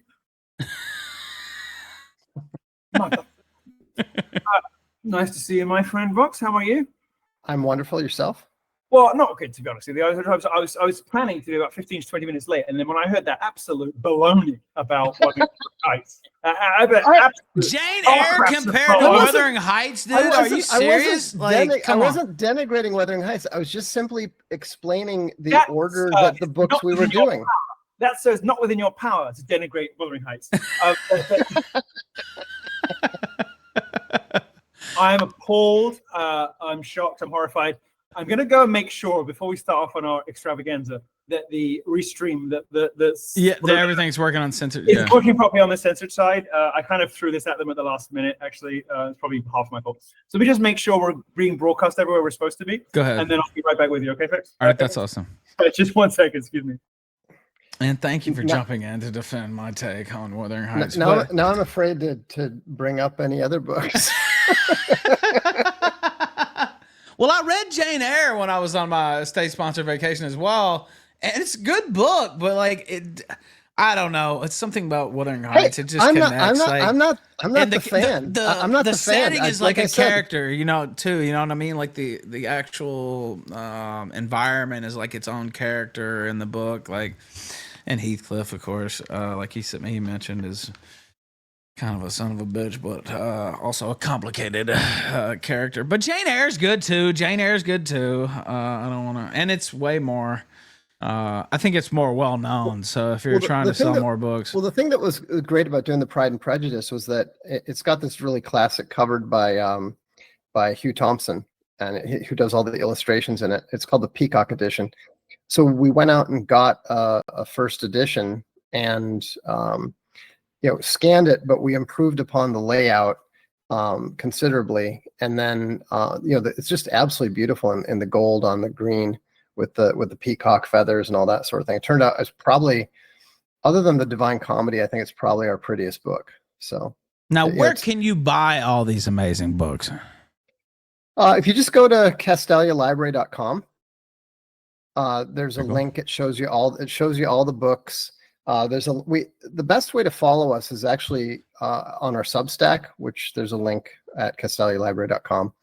And then we basically have either subscription. So most of our books get sold before they even get made.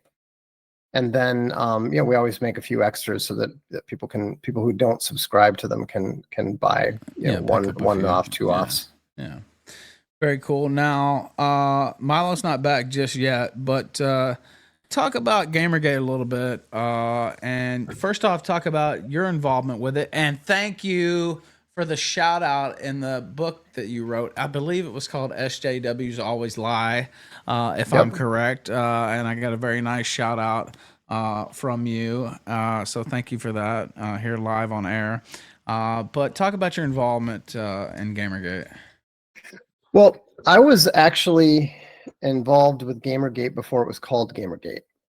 And as you're probably aware, I used to be a game journalist myself. Mm-hmm. And so I was a nationally syndicated game reviewer for Chronicle Features, and my game review column appeared in 13 newspapers around the country: Atlanta Journal-Constitution, Boston Globe, San Jose Mercury News.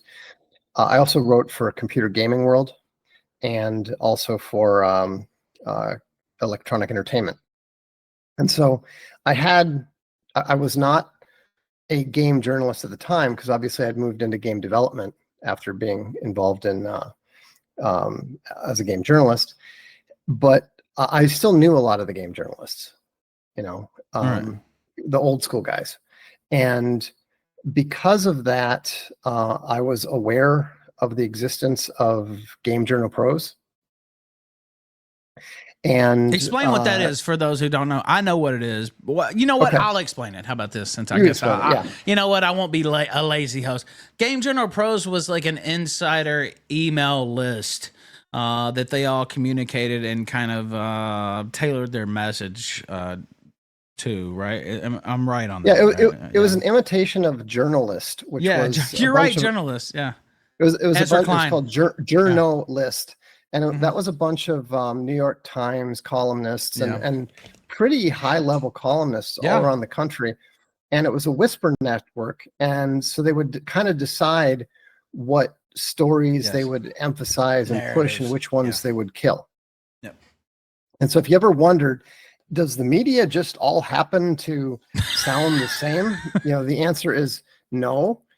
It's because when the journalists themselves aren't talking, the editors are, But anyhow, the Game Journal Pros was a imitation of a journalist by a bunch of journalists who were writing for the different game magazines and game sites.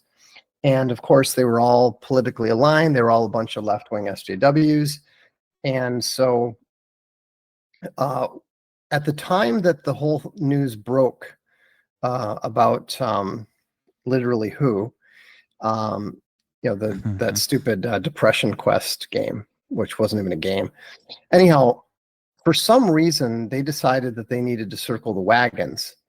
And so they all got together and came up with this, are gamers dead, or is gaming dead? I mean, it's just the dumbest line to try to push. I don't even really understand what the point of it was, but not everybody who was on the Game Journal Pros list was actually sympathetic to what they were doing.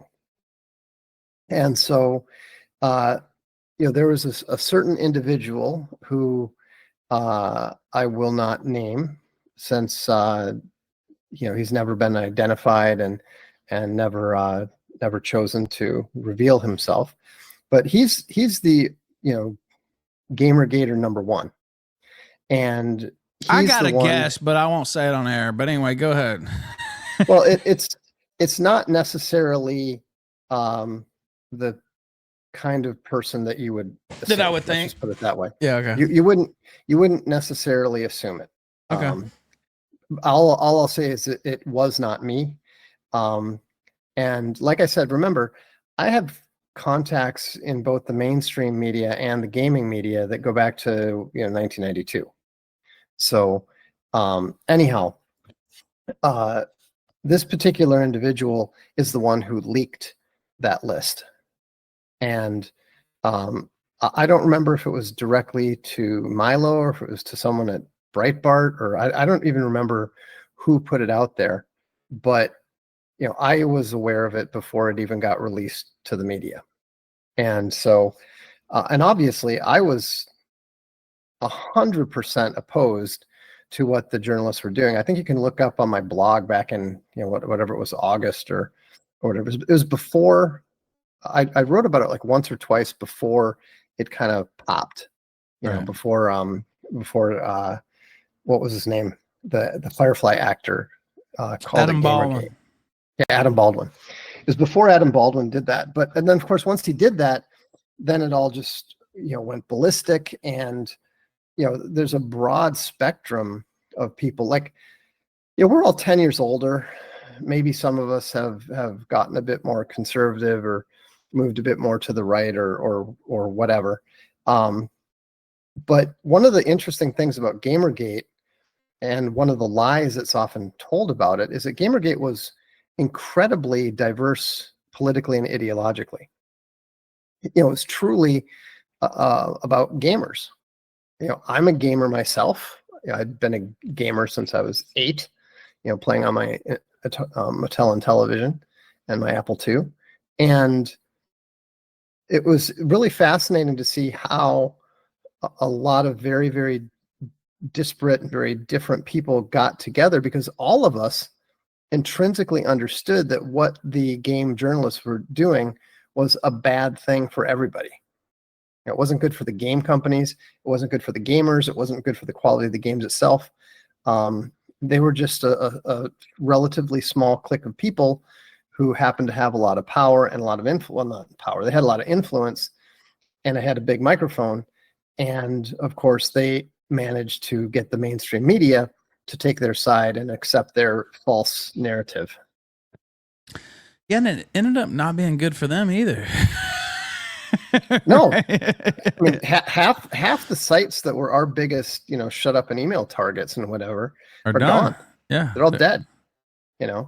And I mean, people have said, "Oh, Gamergate lost because of what's happening in the game industry," and there's probably some truth to that. All this like sweet baby bullshit and that sort of thing.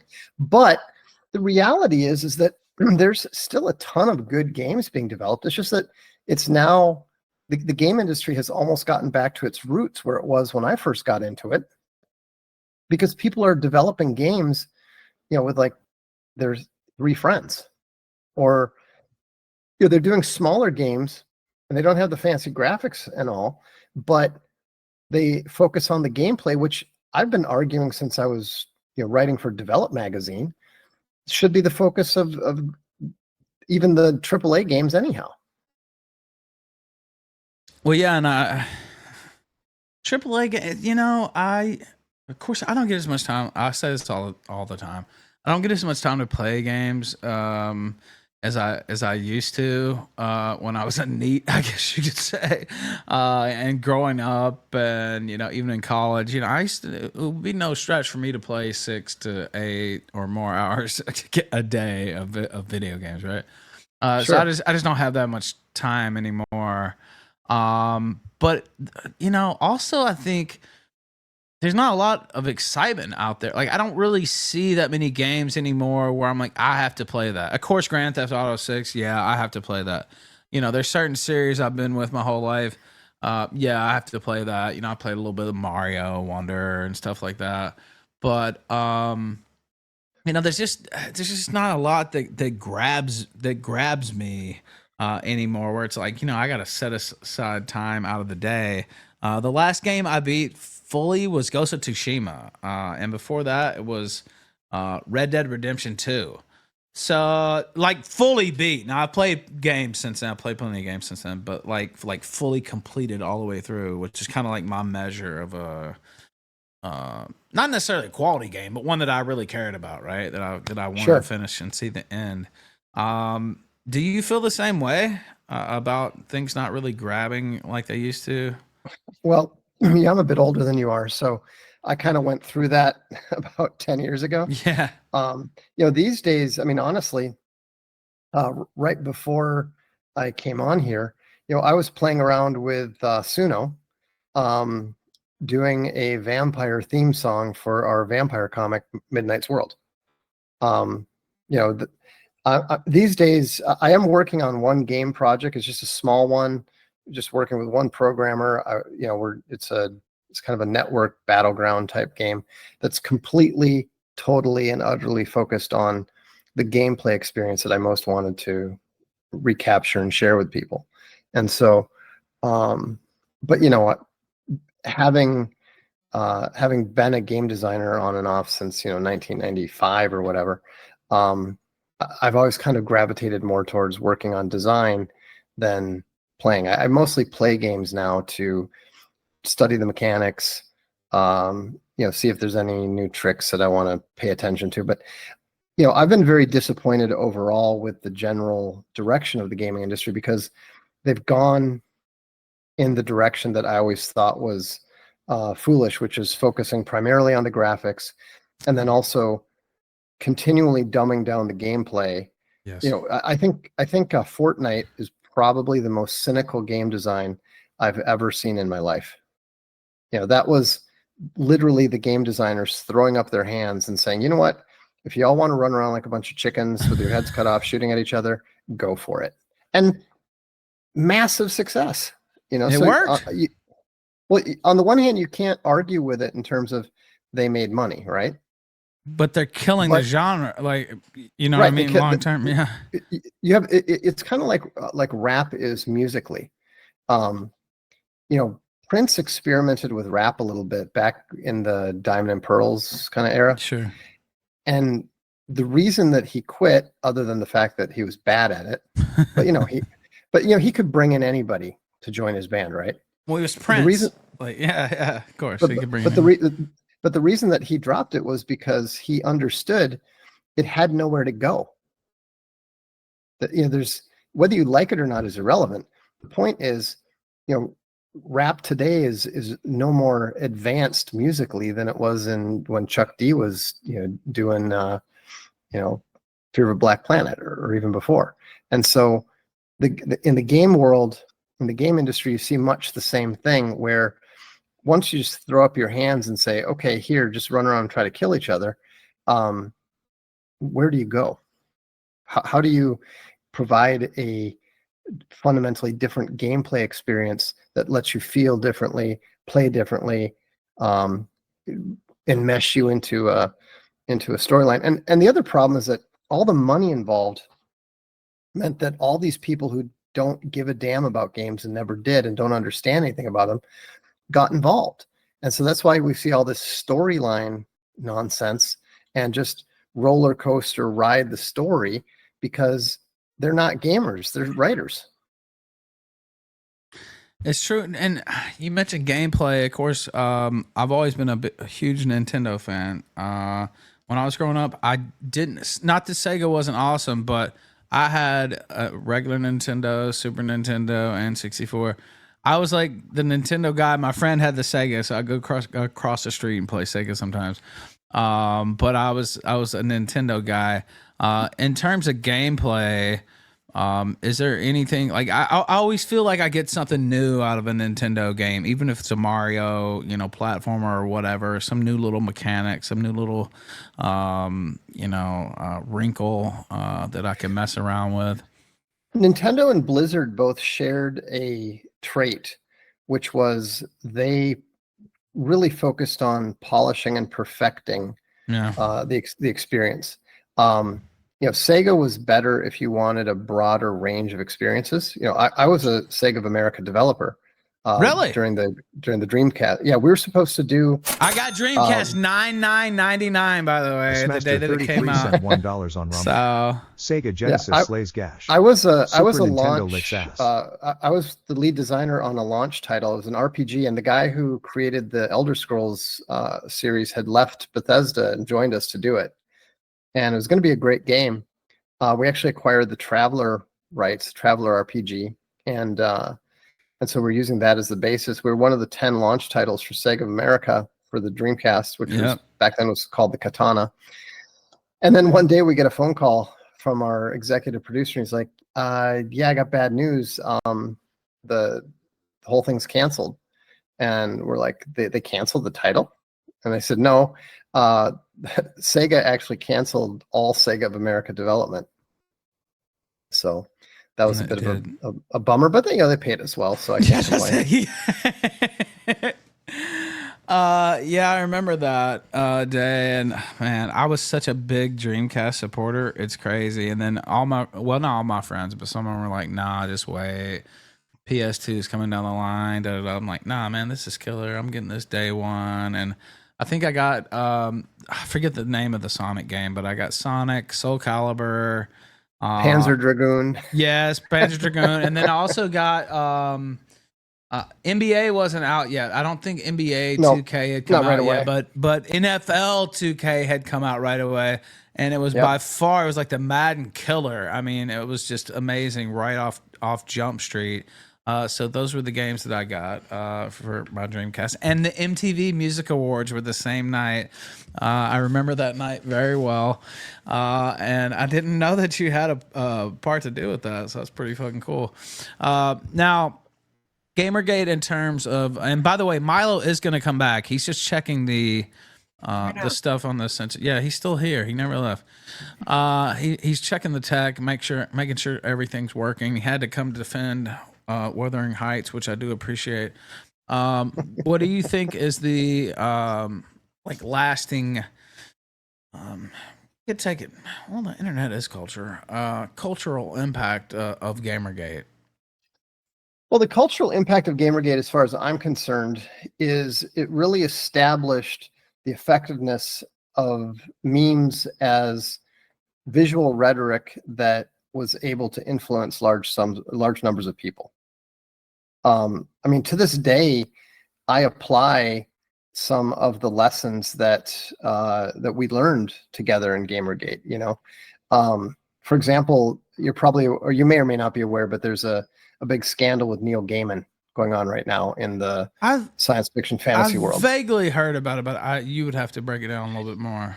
Give us a quick précis of what's going on there, because I haven't followed any of it. If I had to guess, you are probably watching this with no small amount of relish. If I had to guess, but give us a quick kind of. I mean, it's the kind of person Neil Gaiman, okay, sort of middlingly talented, obviously a rapist. I'm kidding, but just sort of clearly one of those allegedly, clearly one of those liberal guys. I mean, sort of start the clock on the charge. Male feminist type. Give us a quick précis of what that's all about at the moment, and because most people don't know, and then I have some questions about the gaming culture too. Sure. So Neil Gaiman in the science fiction and fantasy world is one of the biggest things out there, and he's much beloved by the sort of goth crowd. He's got a lot of crossover because he started in comics and then he moved to books, although he hasn't really written anything in 10 years. He's got a massive reputation. He's won every award in the business. A lot of his stuff is now being converted into movies and Netflix TV shows. TV shows. I remember seeing the American Gods, which wasn't very good, but it was obviously very expensive. But Coraline, which is based on a short novella that he wrote, I think that just crossed 100 million with its re-release just this week. So he's bigger than most people realize, although the mainstream is not as familiar with him. But he's worshipped in the SF and F crowd. And the more successful, bigger name writers like John Scalzi and stuff, they all look up to him. They all want to be him. However, Milo is absolutely correct, as Milo usually is, and he is a mediocre talent. That's a little bit harsh. He's very modestly talented. Wow, you really upgraded him there. Yeah. Gosh, I just couldn't remember the wording of Vox's headline on his blog earlier today. I couldn't remember it. So he's very modestly talented, but he's a rip-off artist. So, but he steals from every myth and every legend and every fairy tale, and he does exactly the same thing with it every single time. And there's always major themes of sexual abuse. There's always these 15 to 16-year-old girls who are super attractive. In my Sigma game parlance, he's a Gamma who really portrays things from that sort of perspective. And the thing is, if you've read his stuff, if you're at all familiar with his stuff, then you know that the guy is iffy. He's the sort of person, like Milo said, if you've read his stuff, then there's absolutely no surprise that there would be some kind of scandal at some point in time.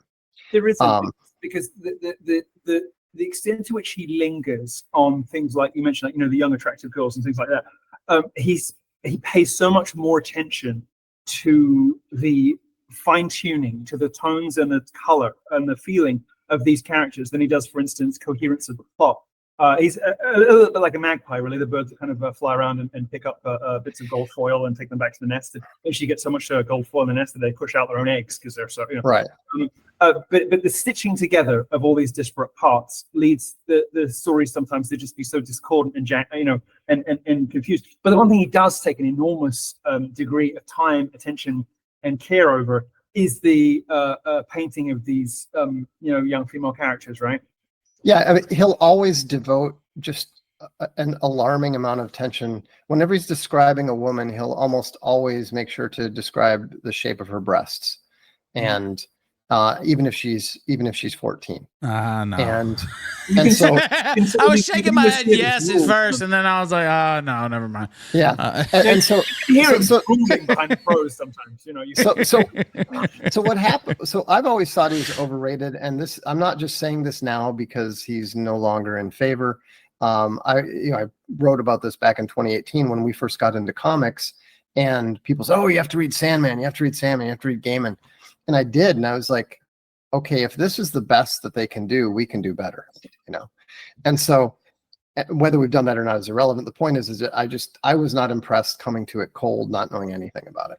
So anyhow, recently, but actually beginning of July, a company called Tortoise Media put out 2 podcasts, and then they've put out 4 more since then, and 7 women have come forward publicly from dating back to 1986 and as recently as 2022, accusing him of some form of sexual assault. So a lot hasn't come. There's a lot more to come out. I'm highly confident. People who do this kind of thing tend to make a habit of it, and because he had this sort of rock star status in this very small world of book tours and book signings. I personally think the over under is probably going to be around 50. Jesus. So far they're at 7, and it's confirmed that he has paid out money to 3 different women.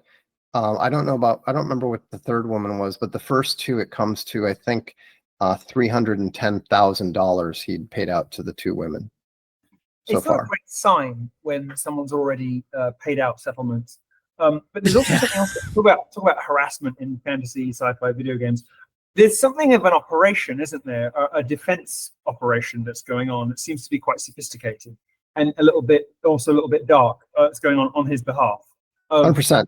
Seeking to undermine the testimony of these women, and it is frankly, it's Clintonian. The extent to which they're seeking to undermine and discredit some of these women. Can you just talk to us a little bit about that? Well, yeah, it just came out today that he had been contacting his friends and colleagues and sending them copies of the emails that he had gotten from some of these girls. And he's very manipulative. A lot of people don't know it, but not only is he practically Scientology royalty, but he was actually an auditor himself. You didn't know that, did you? No, I didn't. He's all like level 20 Xenu'd up, is he? Well, here's the thing. Here's the thing. This is just conjecture. Let's make it very clear. This is just conjecture. But I was noticing that they were talking about somebody had put an ad out, probably this PR agency that he's hired. They put some ad out and they're trying to talk fluff about him, and they're talking about how he's sold 50 million books. Mm-hmm. And I'm thinking 50 million books is an awful lot of books to have sold for books that are not really very good, but they're also not like, Katie Price, buy it at the, ghost written stuff. And so I was thinking, how is this ringing a bell? And they talked about all the bestsellers. And then I suddenly remembered L. Ron Hubbard sold 93 million books in the science fiction space, mostly with Dianetics and Battlefield Earth, had 22 bestsellers, et cetera, because the Scientologists were buying all the books. Oh, do you like now, bulk buy stuff? Yeah, so I don't know that that's the case, but I wouldn't be surprised in the slightest if there turned out to be some connection between his amazing bestseller success and his connections. That's amazing. Yeah. Scientology is propping up all the sales. I remember being absolutely mystified as to how Joy Villa, who was briefly a MAGA celebrity, the one who wore the dress to the Golden Globe, was, right? How she could possibly be a thing. It was obviously talentless, terrible production, the rest of it, and she apparently had some kind of record sales until I met with her for lunch at Trump Doral, and it turned out she was like really high in Scientology, and her Swedish boyfriend or husband or whatever, it was like, level 10, blah, blah, blah, blah. I was like, oh, okay, I get it now. Yeah. Because Scientology does this. They invent people. They create and then just basically pay their way into creating, these like the Wilkes Brothers, like a lot of way people manufacture on the right. So that is so interesting. That is so. So here's where we tie it back to Gamergate is there's this huge wall of silence that's going on right now. Mm-hmm. Nobody will talk about it. Even the people who claim to have talked about, like John Scalzi, for example, says nothing. He wrote a 3,600 page piece or 3,600 word piece that mentioned the words Neil Gaiman once and spent the whole time telling people that they shouldn't idolize him, which frankly I don't think is a problem. I'm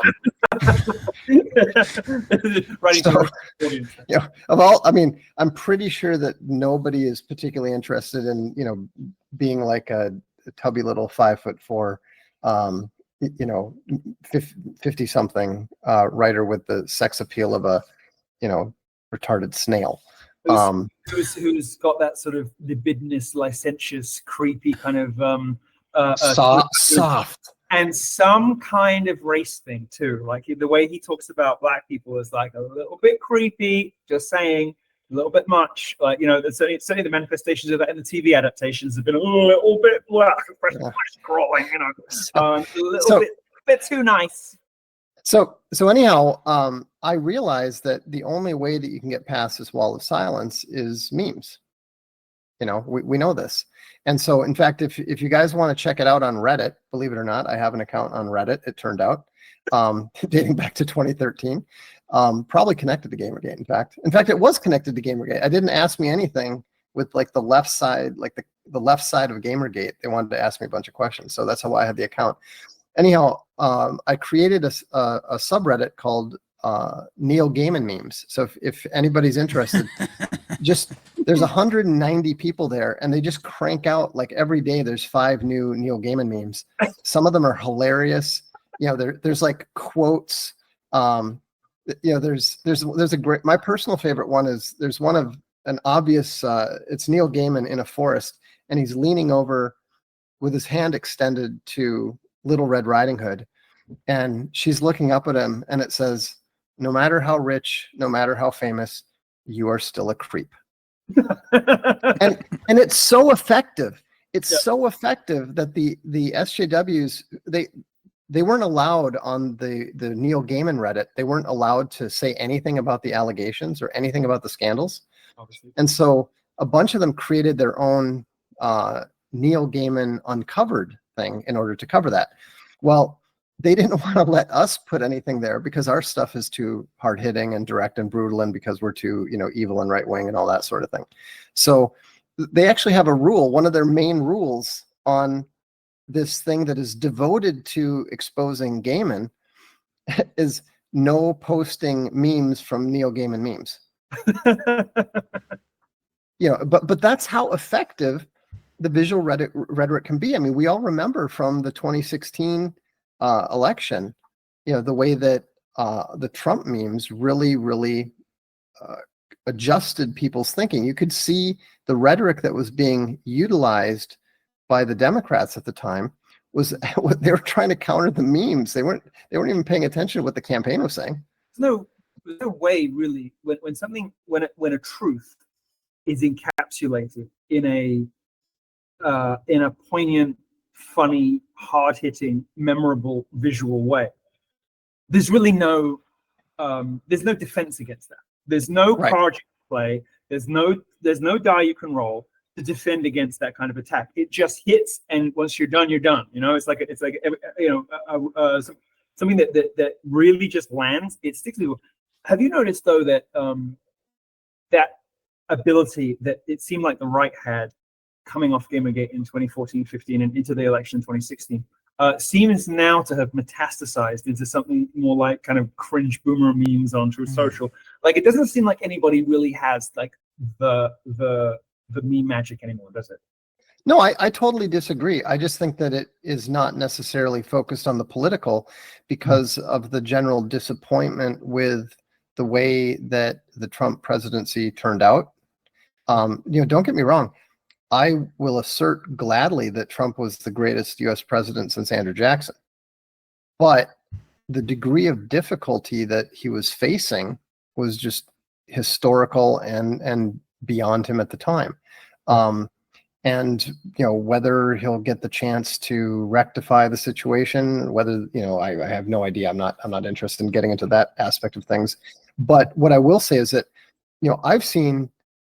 Actually, Milo, we do this thing on Unauthorized TV on my dark stream every now and then. It's called Weekly Meme Review, which is kind of a joke because it's definitely not weekly. But everybody sends in one meme. Maybe they can make it, they can just find it somewhere.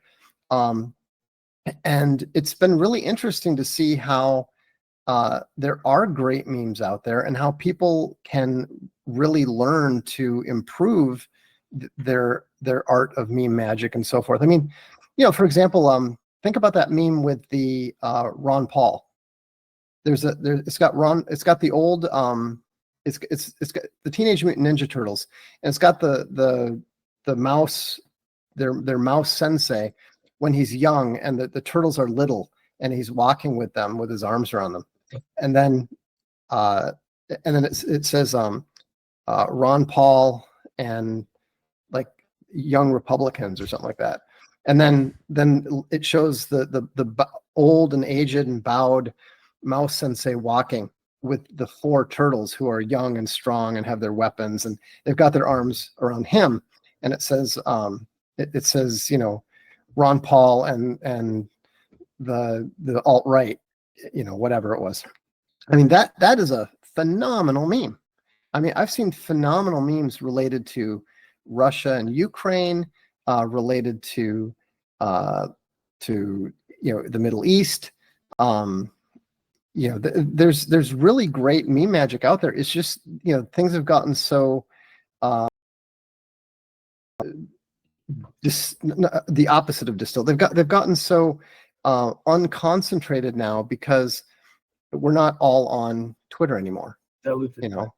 I just want to say something real quick. It feels like Kamala, honestly, and I don't like Kamala Harris at all, but it feels like her team has been more adept at throwing Trump off of his game, at least until the last week or so, maybe, with their really catty responses and their press releases that are basically like comedy sketches. It's the first campaign that's written, authored, signed off, and sent exclusively by 20-year-olds. Yes, national, federal, presidential campaigns that where the final say is a 25-year-old who thinks it's funny for sure. Because Kamala has nothing to do with any of it. I mean, she doesn't follow. Well, no, it. of She, course she doesn't not. know. No. But I think that but even there, what they're doing there is to a certain extent an echo of Gamergate. Yeah. Because what everybody is developing, I mean, I won't say that obviously not everybody understands it, but all of the professionals now have a better understanding of what rhetoric is and how it can be most effectively utilized. They're not trying to engage in these long, tedious, dialectical discourses about the economy. But they know it doesn't make any difference. I mean, how can you even talk with a straight face about what we should do about the economy and say, no, we need to talk about what tax rate should be, when all of us know that they're just sending tens of billions to Ukraine and Israel and other foreign countries. I mean, how can you even have a discussion about that? That's not an economic issue in the first place. Let's talk about art for a little bit. You're a great lover of art, despite your terrible taste in Victorian novels. And I know that Ralph on the DL has quite an extraordinary library of things that he likes. He's a bit of a I'm an art museum guy. Yeah. Sleeper agent. Yes. You wouldn't expect it, but I've been to the Vatican and Prado and Royal Museum. I know you've done it all very British Museum. Yeah. Let me ask you both the effect on art of that particular moment in culture. I mean, you could start with the effect on video games, but the effect on art, on artistic product generally, from that period where suddenly this new kind of visual communication became the way to win arguments, the way to persuade, the way to guide and direct. Have you seen? I mean, obviously, that kind of visual medium, I guess, the closest art form that we know to that would just be something like comic books.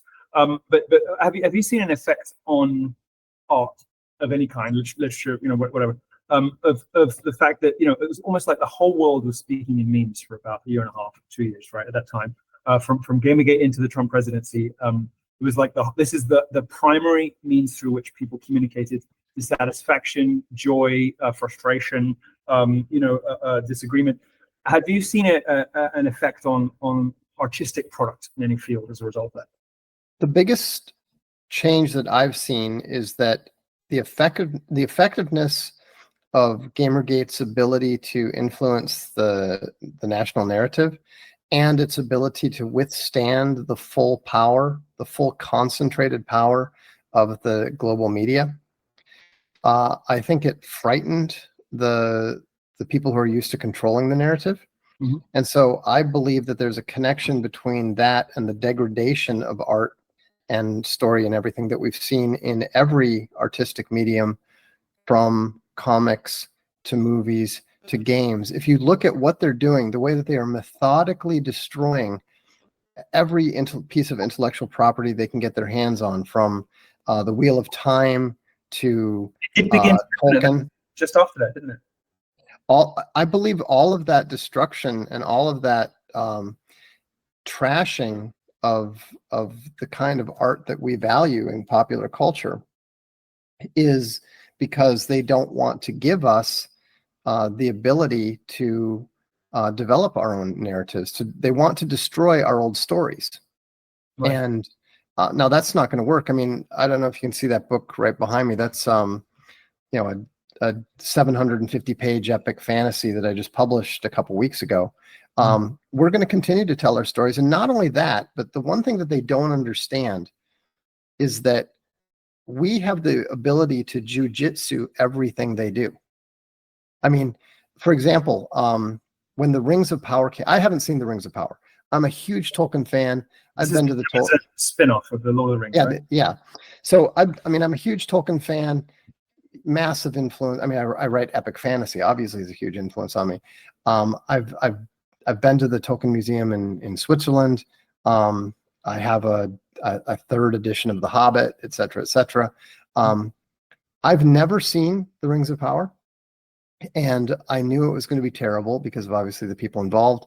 And so we actually recorded, my band Booster Patrol actually recorded a song called The Rangs of Power, on, and it's a remake of the Johnny Cash song. And if you can look it up on YouTube, the video is hilarious. The song is funny. You know, anything that they make, this is what they didn't understand. They thought that, well, we can't allow them to affect the narrative, so we need to like clamp down and control everything. So we're going to make sure that we're going to make the games, and we're going to make the comics, and we're going to stick our SJW bullshit. You know, we're going to destroy the very concepts of truth and beauty and good. But what they didn't realize is that we can jujitsu them every single time. You know, I mean, some of the greatest memes that are out there, I love what they call orc posting. You know, the stuff like where it's got Gandalf at the gate, and they say, you know, King Denethor, the orcs are at the gate, and he says, well, don't be a racist, let them in. Yeah. You know, we can do that too. I mean, there's tons of, I've never seen the Rings of Power, but I know a fair amount about it just from all the memes I've seen using their art for our purpose. I certainly recognize that precipitous decline or rapid acceleration, however you want to put it, of the vandalism, the destruction of those beloved franchises after, I guess, 2015-16. Trump's in, and since then, Star Wars, Lord of the Rings, like a thick and fast, hot and heavy, are coming these what seem like deliberate destructive acts towards IP that is appeals especially to, I guess, to white men, or especially to whatever group they had, you know, the most today. And it's interesting. You may be right about that. This is another consequence of Gamergate. You know, if they can't have a stranglehold on the dialogue around and the production of, they'll just kill it instead. And certainly it does look like if you wanted to sour the relationship between Star Wars and Star Wars fans, you want to sour the relationship between the Tolkien estate and its intellectual products and fans, you do what they're doing, right? You would create these terrible things that make people go, oh, well, Star Wars used to be good.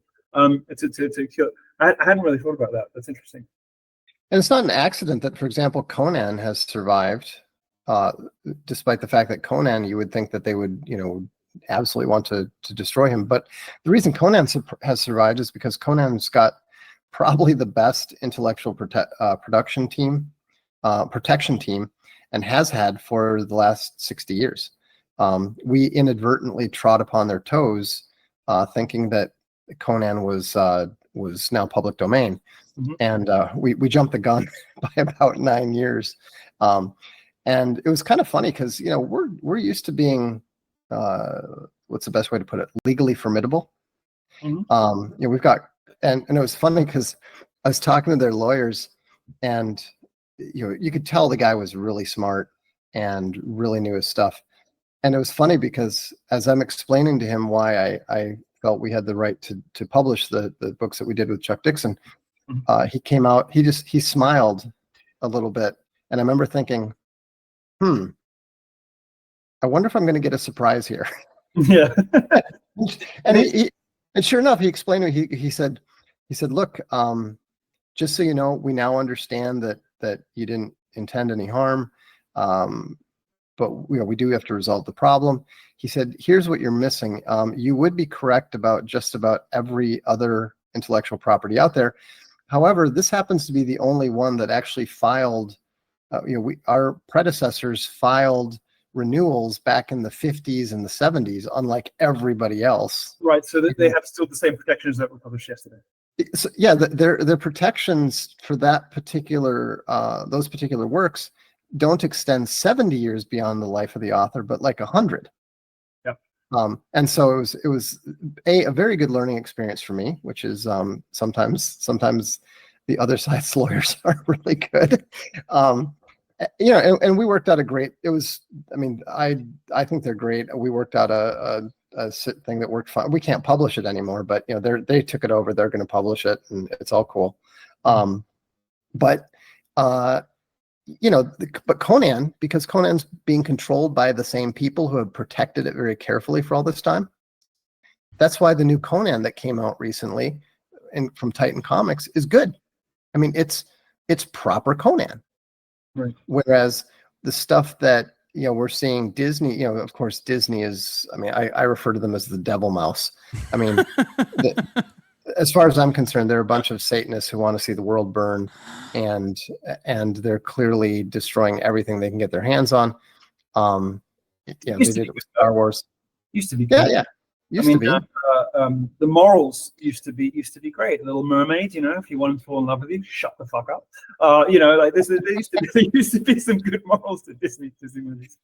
No question, but that's just another thing that's been taken away from us. And so, one of the things that I am seeking to do, and the team is seeking to do at Castalia Library, and at Castalia House, and Archaven Comics, and Archaven Arctoons, is we're trying to do things that are not just good stories with great characters, but also to recapture some of that sense of the good, the beautiful, and the true where we can.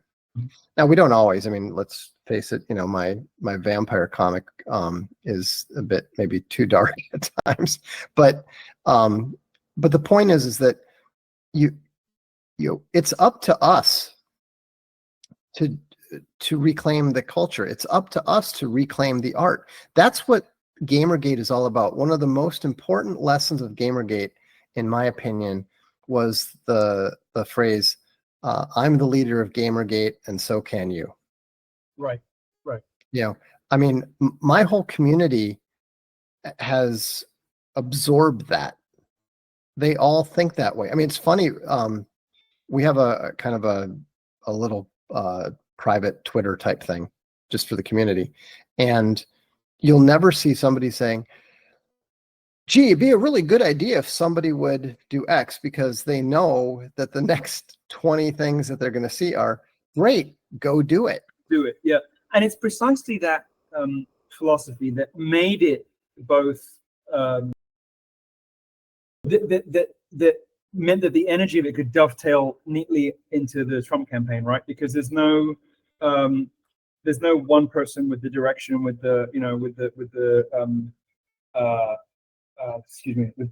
kind of prescriptive vision of where this should go. It's if everybody, if there's a loose coalition of people who all believe in fundamentally the same thing, you have this sort of a nebulous kind of collective of energy that can lend itself to things, right? And when it lends itself to a political project, a political campaign, the Trump campaign, could do incredible things.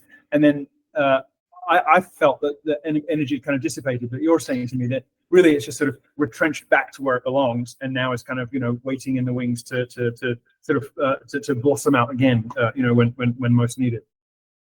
I think it will, and also I think that we're going to be more effective because of the tempering.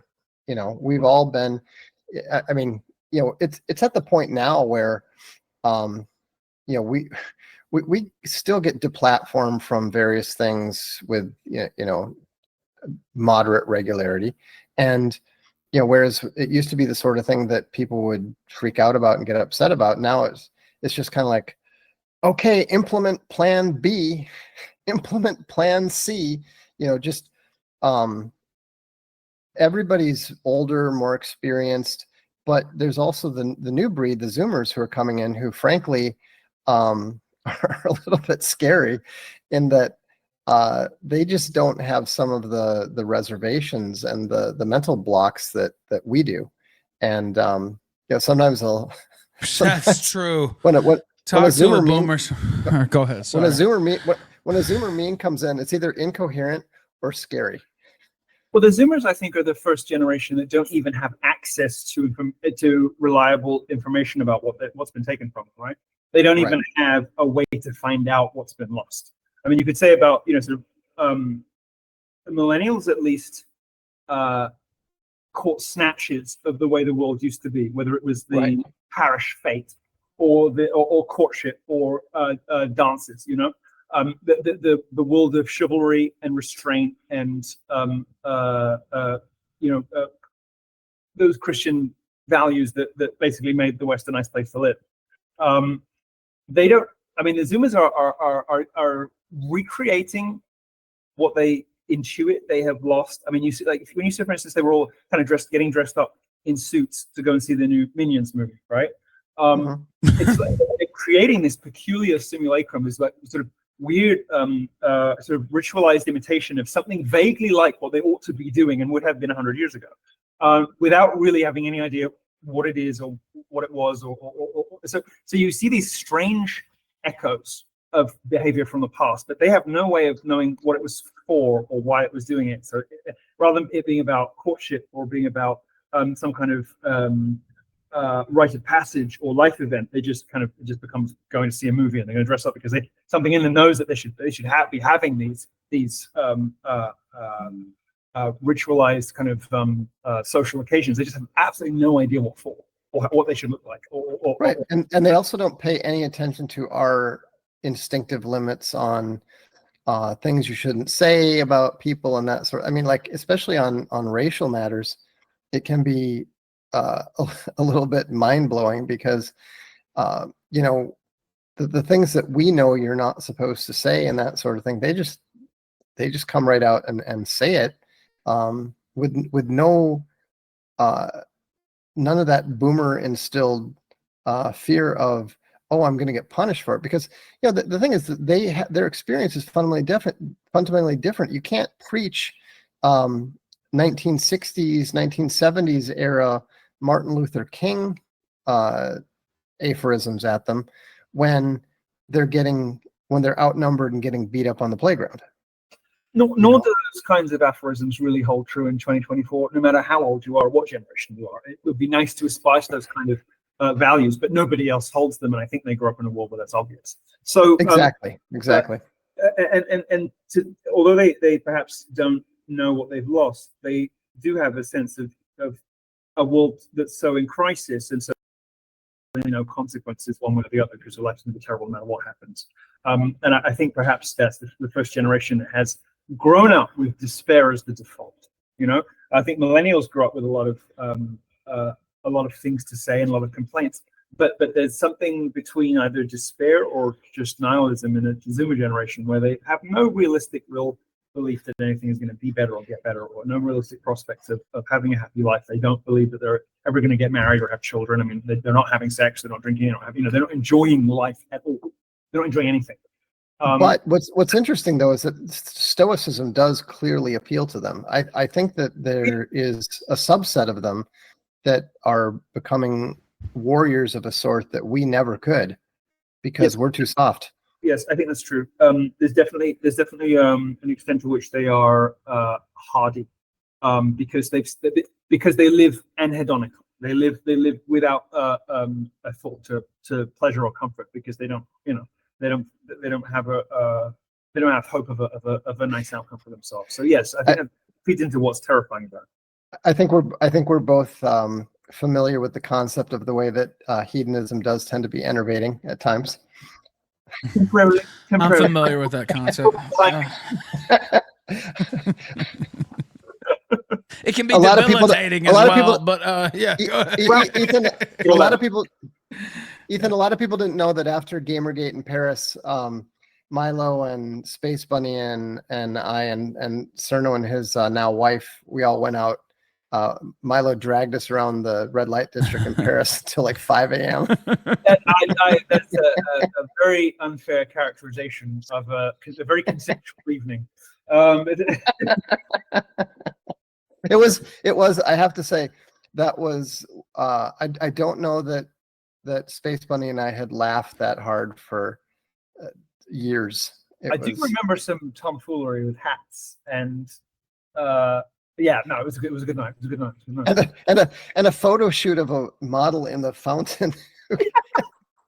There's a photo shoot going on, and Cerno's wife couldn't figure out why this woman kept taking her clothes off, because she didn't notice that there was a photo shoot in the fountain. She just saw this woman in a fur coat who would just like take her clothes off every few minutes. It was a good night. That sounds like a good night, I have to say. But anyway, yeah, go ahead. Ralph, of course, being the arch stoic among us. Yes, of course. The most disciplined and self-control. I bet True. something of an inspiration to me when it comes to saying no to things. Is reminding me that we have Mark Kern coming up. I would love for you to stay as long as you can, Box, but no pressure. But we have seriously, we have an apology from Mark Kern, Grunt, who cannot make it this evening, and from Shoe on Head, who cannot make it this evening. But we do have coming up. I think it's just about time, isn't it? Yes, it is just. It's about that time. Yeah. Somebody that I didn't know that well during Gamergate, but somebody who was very influential during it and was a great chronicler of what's going on, and that's Matt Jarbo, who you might know better as Monday. I think he's waiting in the wings. So please do stay as long as you can, Box. We'd love to have you for the whole show or as much as you can stay. And then it is 3 a.m. here, you know. I know. I'm being very. Let me ask one question. When you have to drop out, don't worry. He's coming in, but let me ask one question. I was just letting you guys. Obviously, you guys are great friends, so I just let you guys wrap there. No need for me to. They can hear me talk all the time. Yeah, I just let you two wrap. No need to step on any toes there. And I enjoyed the conversation a lot. But who do you think's the most reviled figure out of all of anti-Gamergate or Gamergate, if you prefer, Vox? Well, I think we were all probably disappointed with how things turned out with Mercedes.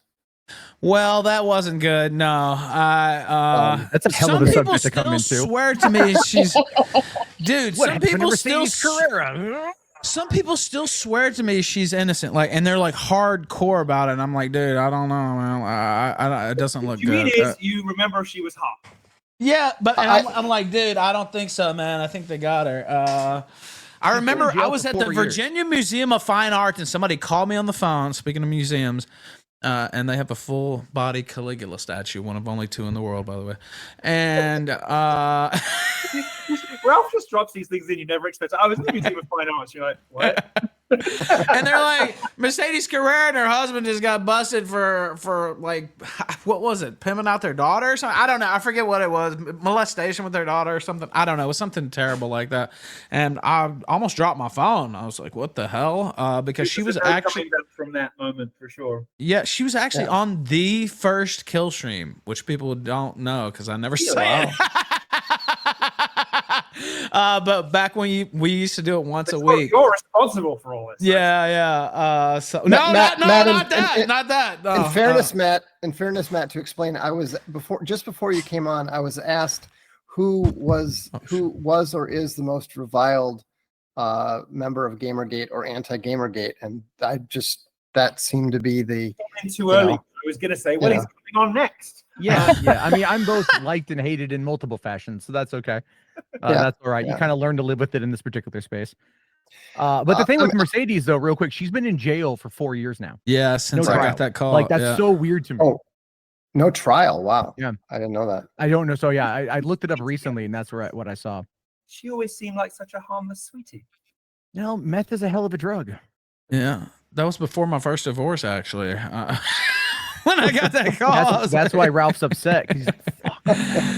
No, I never had any designs on that. She started fucking trannies and shit. I was like, no, I'm good. I saw that's been a thing now. I'm good. But, all right, I'm good. Yeah, anyhow, I would say beyond that unfortunate situation, I mean, obviously, Milo was the primary target, and then to a lesser extent, Mr.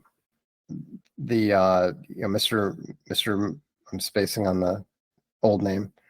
But anyhow, what's that? Mr. Medicare, excuse me. Sorry, I had a slip of the tongue. Yeah. Those were the two that the SJWs were most focused on, as far as I could tell.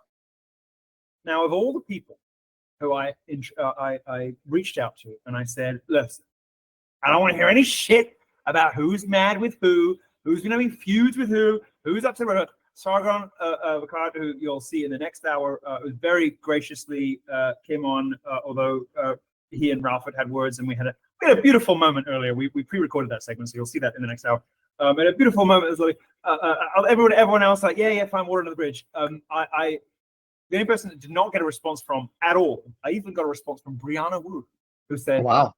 I'm too busy to come on because I'm enjoying the Milo got fat arc on the internet too much. Okay, all right, fine. Let's talk about looks, shall we? The only it's like I just sent back the DVD cover for House of Wax. You know, I was just gonna say melted plastic. Seems the only living person who looks like she's been in the oven for 4 hours on gas mark 6.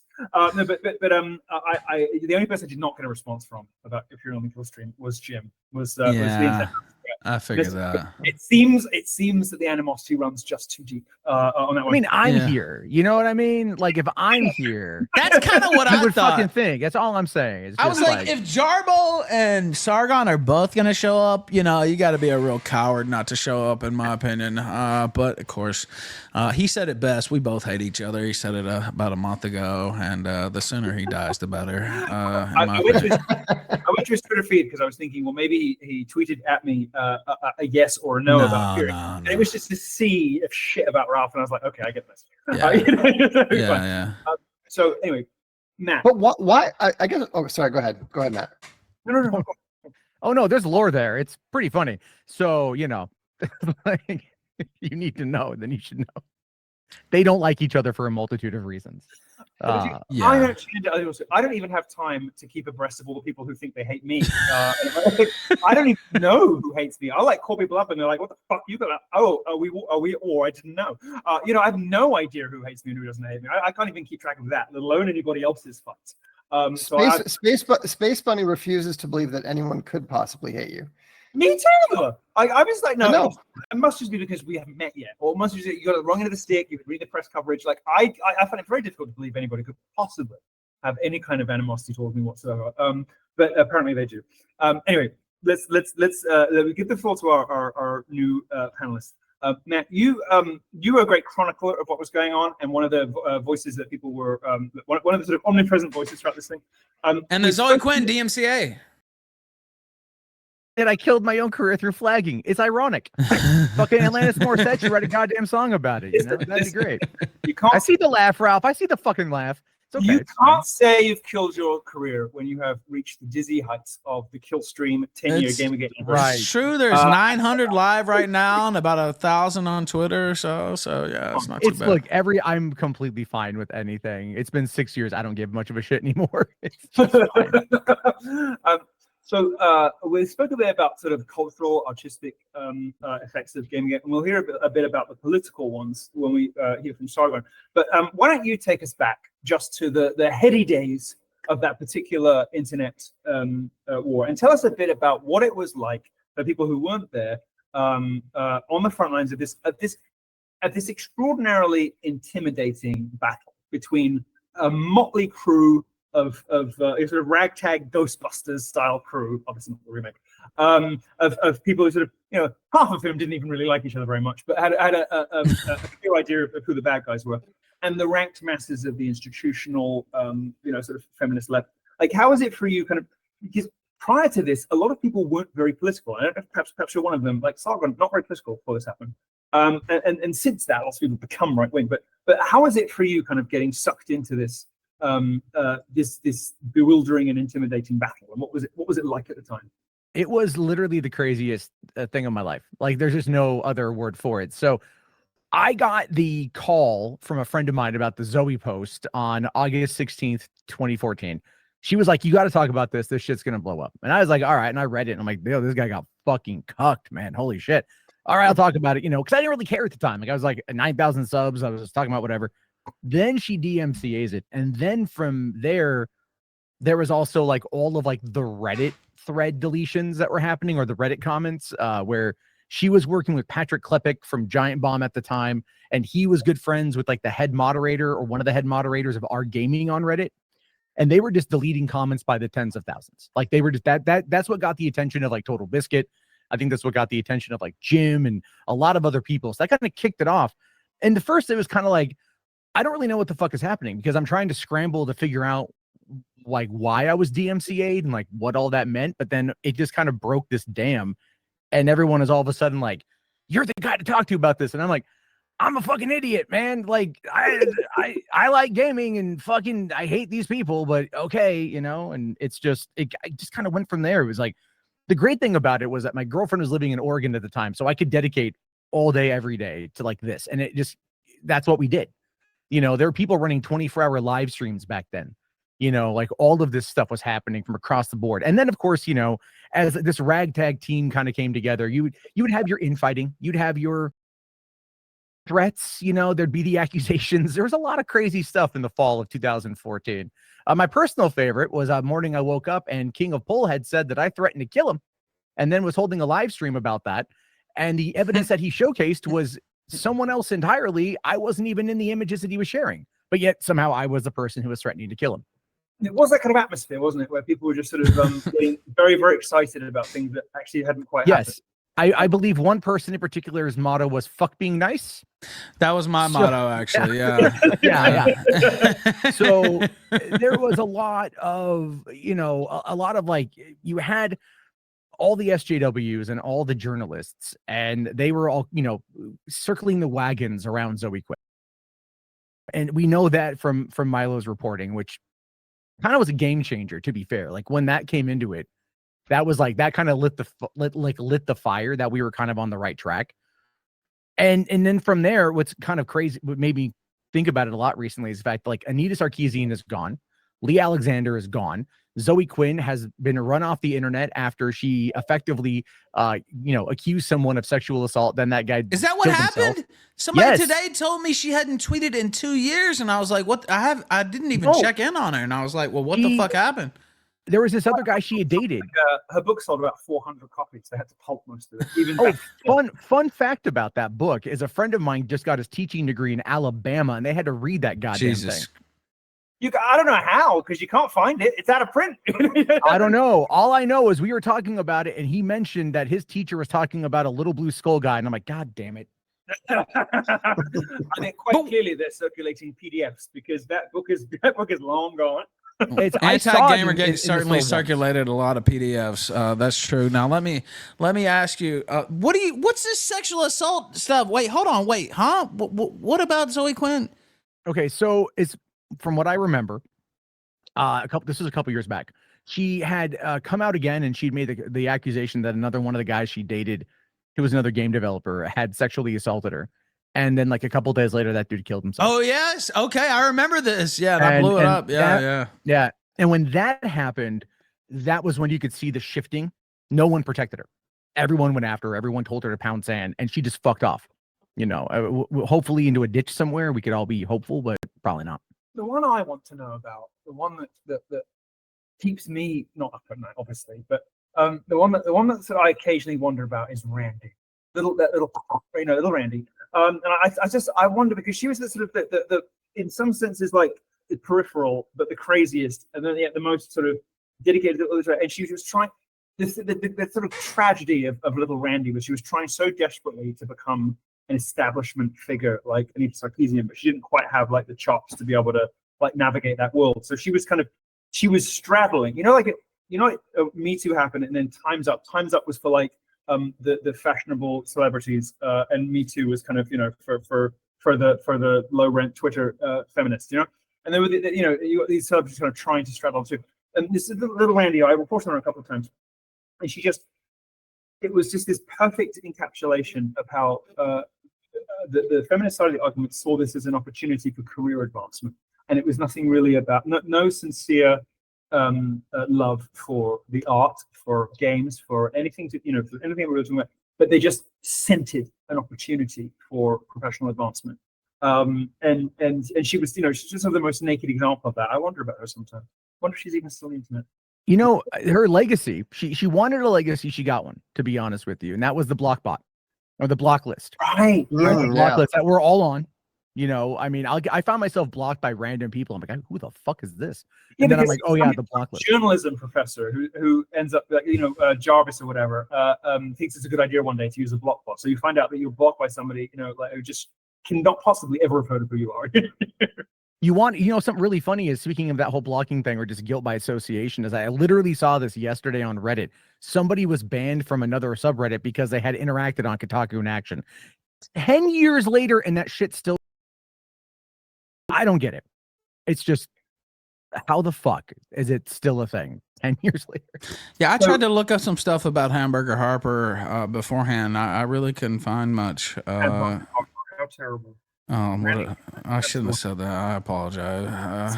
So tell us how your life changed, Matt, as a result of Gamergate, because I feel like you're one of the people who got sucked in, became one of the big figures of it, and then, you know, when things, let's say, either fizzle out or become transmogrified into the meme magic of the Trump campaign, that's when I feel kind of maybe that you parted ways slightly, or just weren't kind of. Yeah.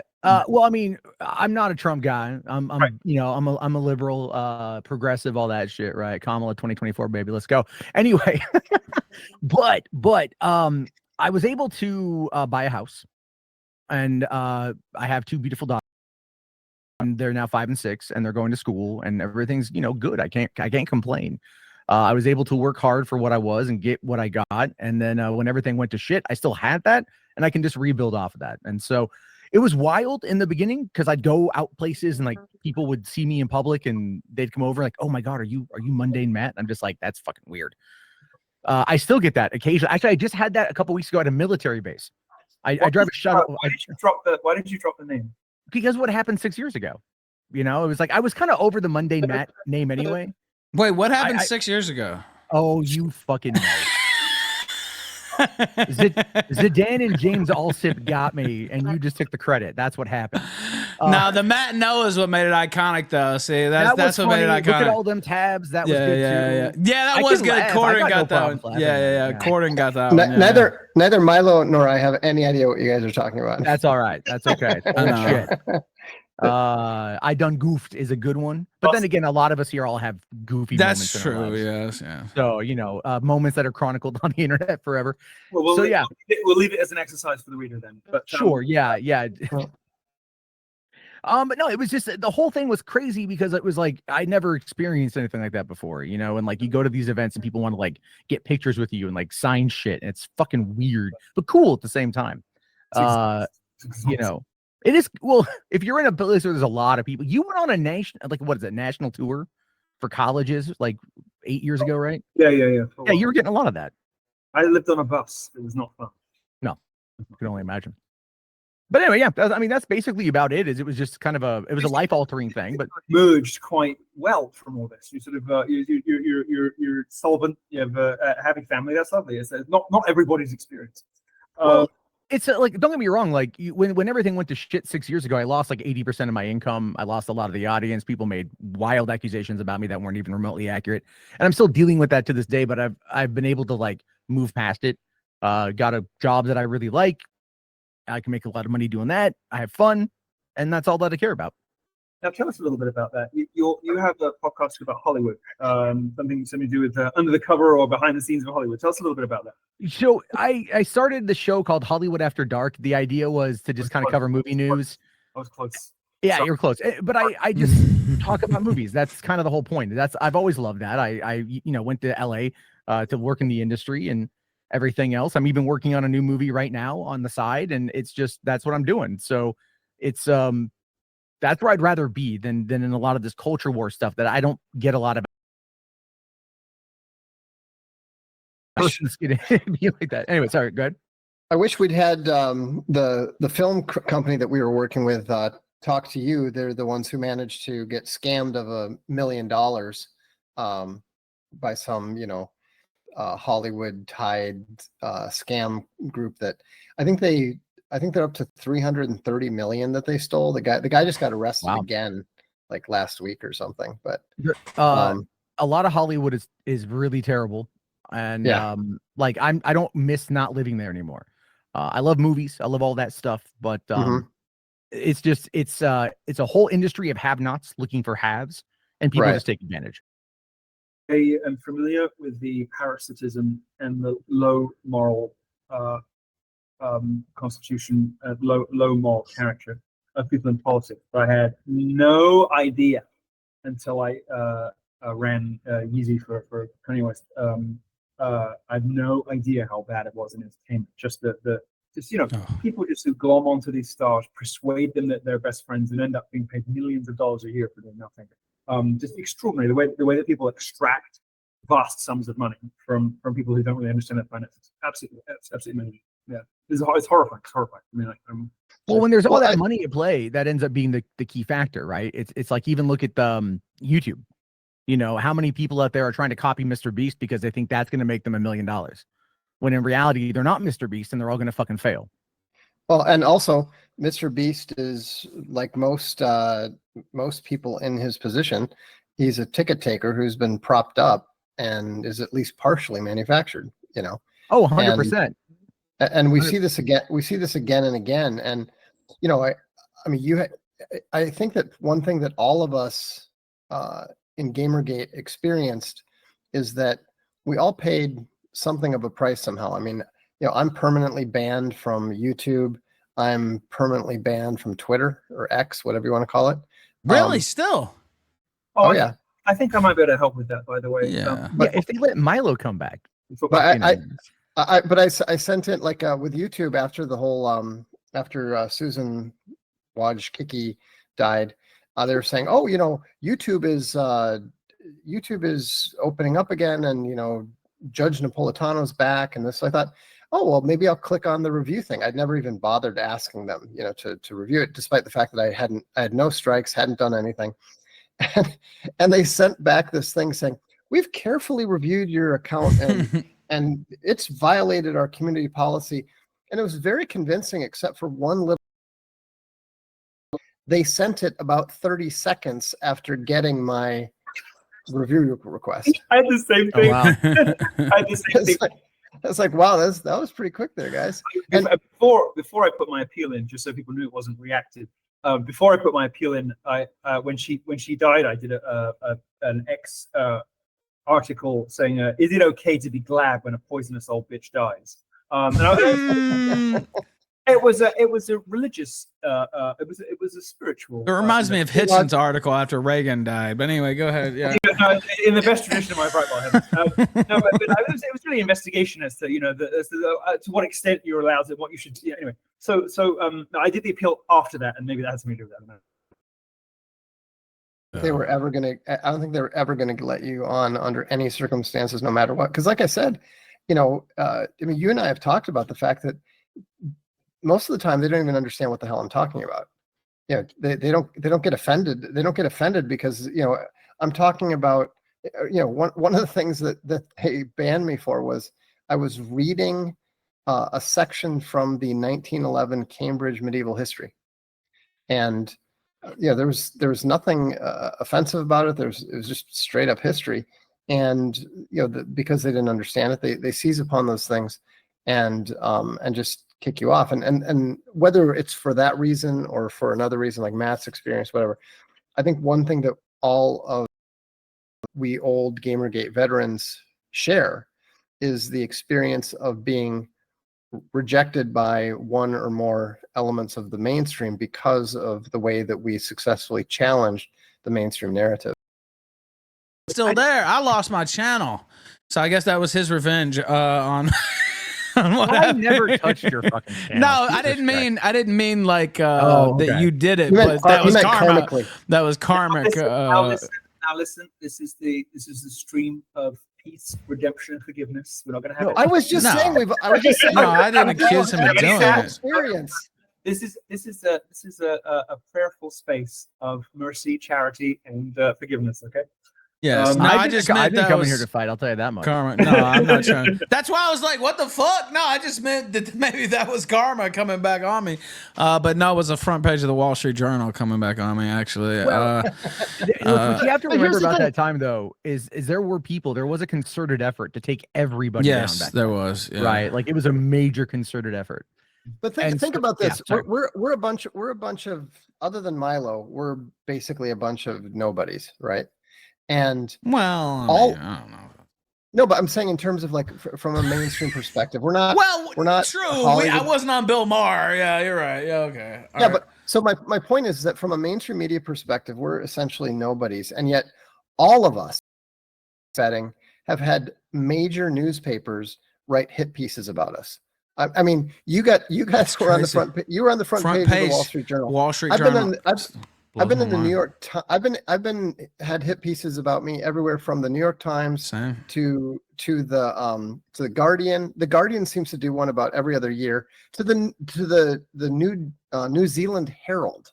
Washington Post hit me up. I think it was the Sun hit me up one time as well. I mean, think about the level of fear that they had to generate, that our challenge to them generated for them to respond in that way. I think the point that Vox is making, which is right, is that proportionate to or relative to everybody's, I guess, media profile, whatever it is, the antibody response was gigantic, right? It was enormous. And it's not just the 4 people on this call. There are like 40 of us, and each of those people had something happen. And many of us who sort of parlayed that into some kind of representation or contribution in the Trump election era and beyond had it happen again and again and again. So punching so far above weight, which everybody in this side of the movement really did. On account of being smarter and in the right and whatnot, it's something that we can reflect on with pride, I think, and a sense of accomplishment, because most part, this is a bit more in the next hour with Sargon, but for the most, the entire, let's say, the feminist leftist side of Gamergate is dead and buried. They're gone. In almost every case on our side, people have emerged as enhanced or as more distinguished or more successful figures in almost every way, even if it's just person. So it's. I don't share the sort of skepticism of some people who say, "Oh, it sort of fizzled out and it died and it was a failure," and all the rest of it. I think it was an enormous success, as is demonstrated by the lasting fear to this day that many of the names associated with Gamergate still have over journalists. I mean, the Guardian is obsessed with Uvox because most of the writers are into sci-fi, fantasy, comic books, and because you are you're the major antagonist in so many of those fields, right? So they're obsessed with you in that regard because they're all into those particular genres.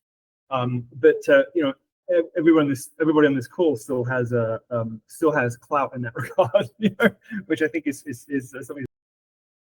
Well, I think that it is something to be proud of. I mean, I put it on my resume. I've never had one. I've never had a resume. Maybe I should make. For example, we've been doing some. We're sponsoring now. Castelli Library is sponsoring an English football team in the National League, and National League South at this point. And one of the first things I told them was, "Hey, I'm an original Gamergater, and if you have a problem with that, tough." They had to look it up. They didn't know what the hell it was, but they came back. They're like, "Oh my gosh, that was cool." A lot of people don't know what it is. That's the other thing. 10 years later, it's like, it's the boogeyman of the internet. Talk to people about it, and they'll go, "Oh, I did. I've heard." Someone told me once, like, "Oh, I heard it was like this harassment campaign." I'm like, "Go to vault.fbi.gov/Gamergate and read the 2-year investigation where all they found was it was trolls." That's it. That's all it is. But Brianna Wu, like that, she built her entire career off of lying about that, and the fact that the fact that she's still allowed in even progressive spaces drives me up the wall. Dude, Tim Pool had her on. What the fuck? Like, no offense. Tim Pool is no offense. I know Milo was just on there. I won't go in as hard as I normally would, but yeah. I think Ralph and I agree on that one. So let's pop down to West Virginia now and again. So let's not. Yeah, that'd be nice. No, I mean John Flint, known to some of you as Brianna Wu of the Melted Face. No, I mean this is telling the same lies today as 10 years ago. I've got a Porsche collection. And all this kind of weird sort of just very bizarre, peculiar person who's been propped up. Brianna Wu might be the feminist who did the best out of Gamergate. It's true. Wow. I think that's true. Because it's a man, obviously. It's like a tranny winning the gold medal at the Olympics. She won the Gamergate gold medal of best woman because she's a man. Yes, just like those swimmers, the gigantic swimmers, just like them.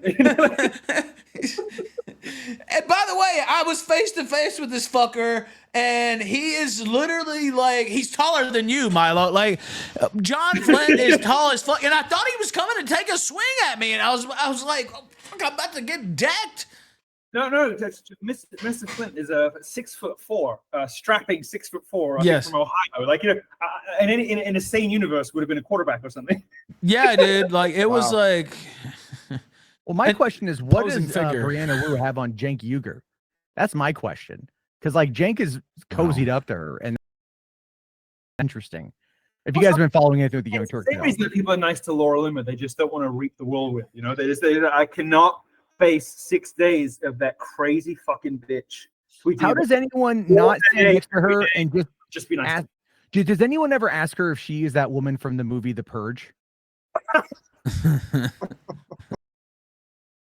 She usually gets saw, but I had to apologize to Laura lately because I offered a ceasefire and she didn't take it. She didn't reply to me. So I posted I posted a video saying, I'm so sorry. I shouldn't have used the money that I got for writing your book to have these ads broadcast on Florida TV when you were running for Congress. And the little jigsaw thing coming forward. I'll play the ad in a second. If I'm going to send it to you, Rob, so you can play it. She's not. Oh, anyway, talking trannies.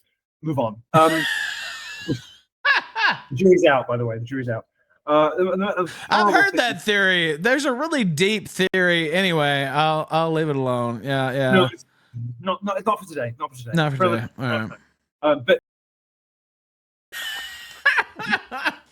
Matt and I are both sitting here going, Milo and I know exactly the same thing. Laura Loomer is. I know who she is. Okay, got it. There's a theory that she's not quite what she says. There's a document. There's a document that bears the name Lawrence Loomer, and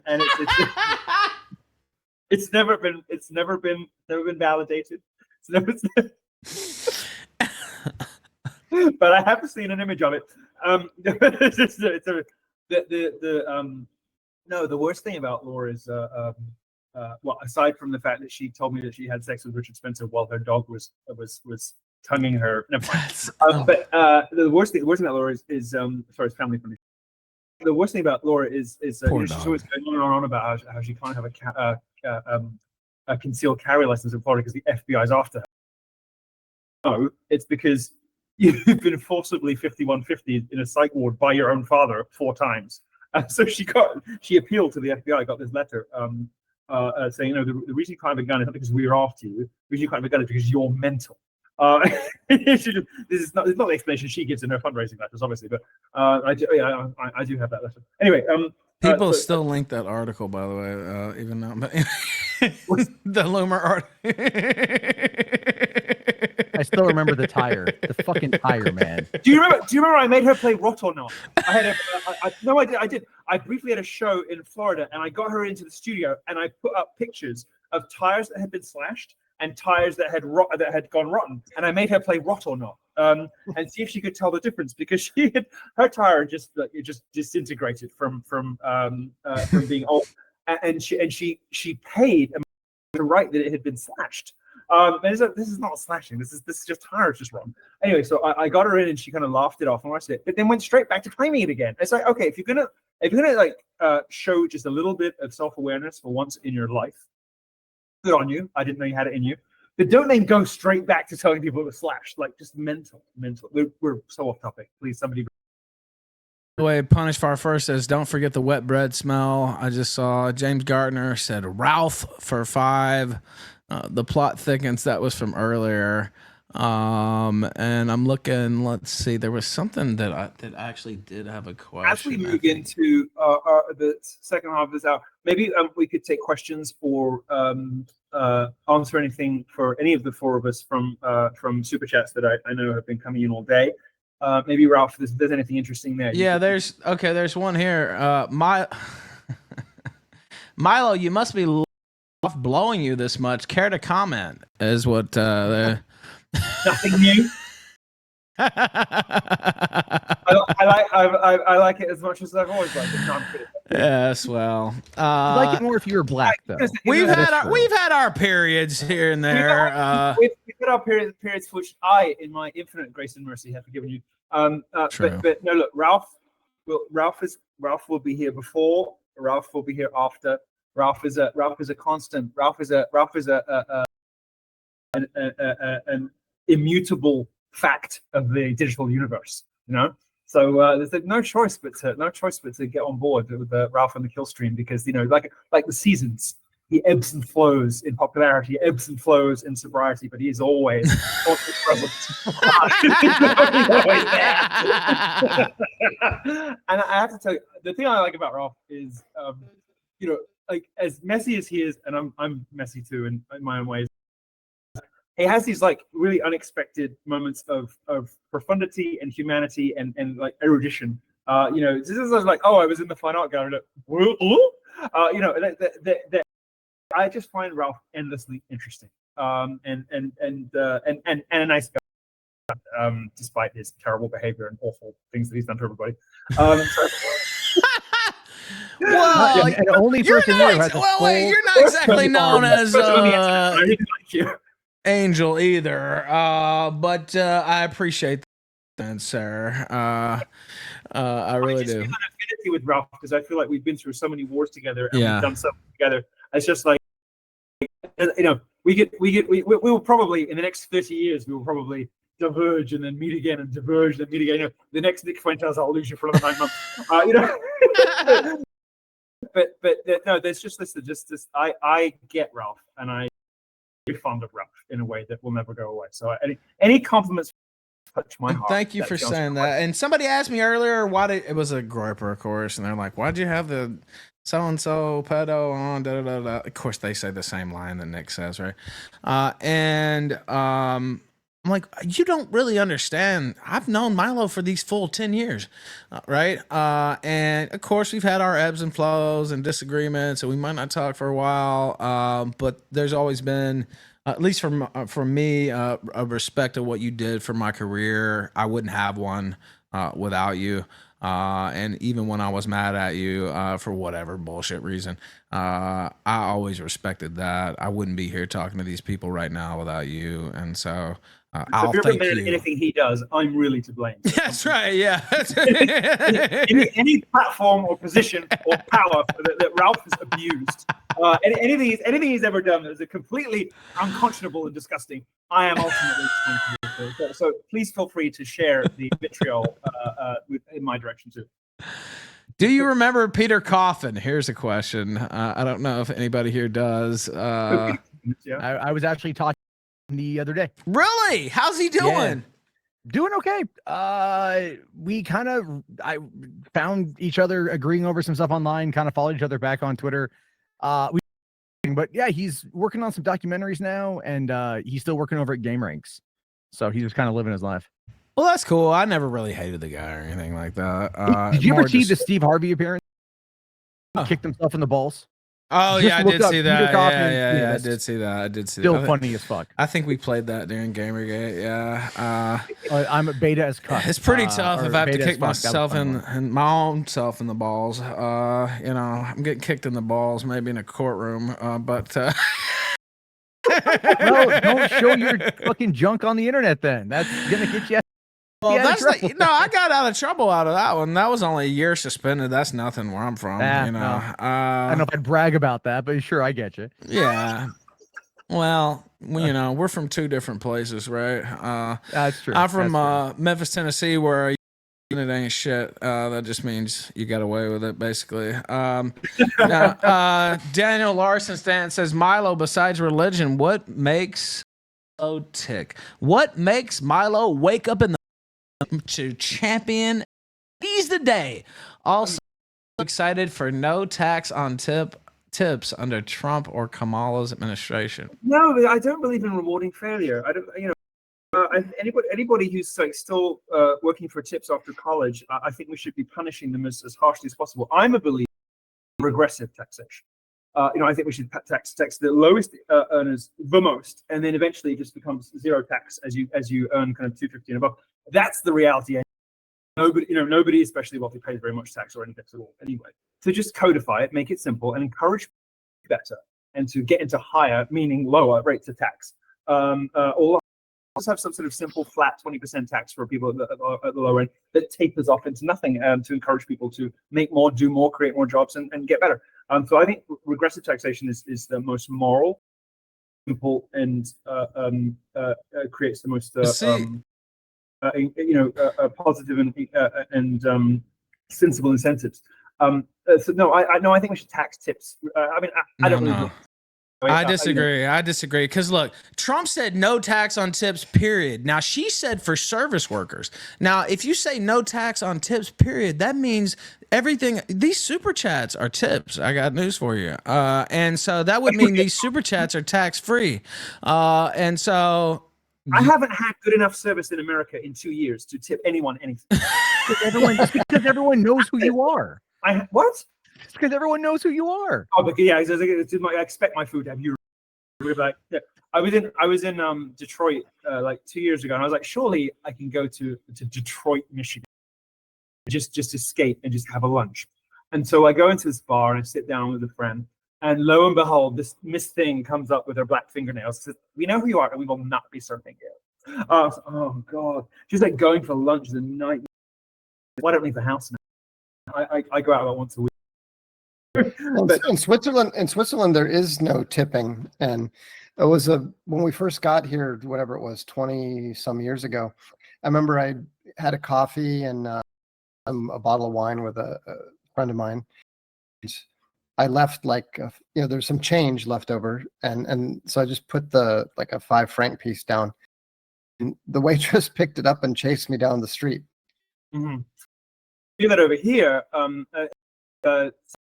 Homosexual will come up to you and say, rethink that, and slap it down on the table because it's not enough money. You haven't left enough, so you're going to get bawled out by somebody. It's terrible. It's terrible.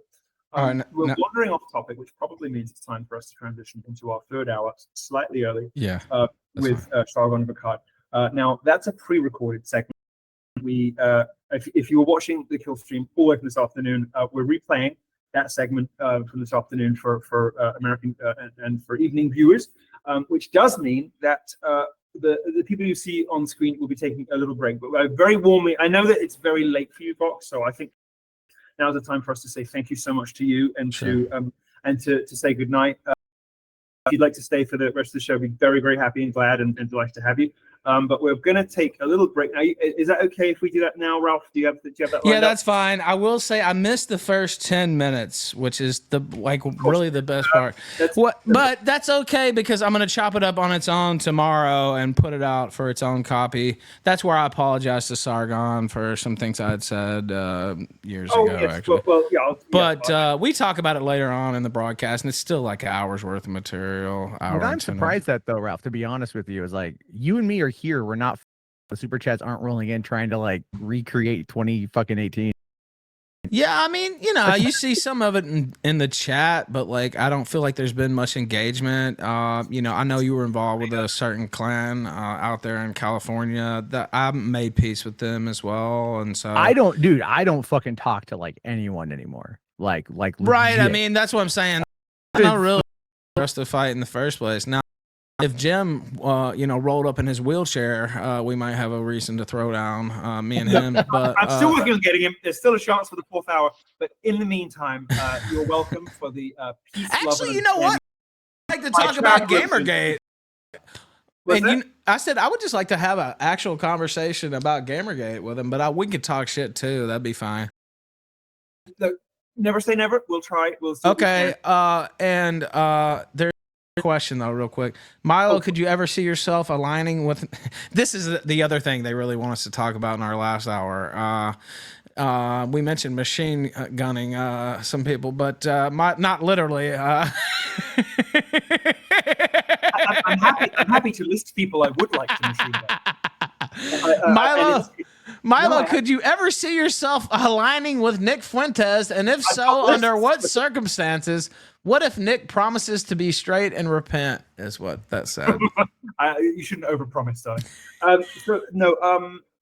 would willing to consider a ceasefire with Nick if he apologizes for the very terrible things that he has done. I don't see that as a realistic prospect in the immediate future. You know that earlier. That you know, I've said some things about me too, to be fair. But you know, I apologize. We had our conversations, and it was water under the bridge. Really, I give you enough credit for being like reasonable and forgiving. Some very vindictive and very churlish and spiteful things to people, but I never, in my career, you will never find an exception. You will never find an instance where I've gone after somebody first. Never, no how, no, never strike first. For me, you go. Let's move on to our if we have no more questions. Yeah, I could scroll way back, but I think you know, people are ready to see Sargon. Let's have some of those ready for the last hour. Yeah. While Sargon's on, and then Matt, I would love for you to stick around if you want to after this. Or he can after if he's still. I got my kids. The guys start getting ready for bed here pretty soon, and so I got to kind of start winding them down. This thing being a dad, man, you got to fucking deal with the kid. Yeah.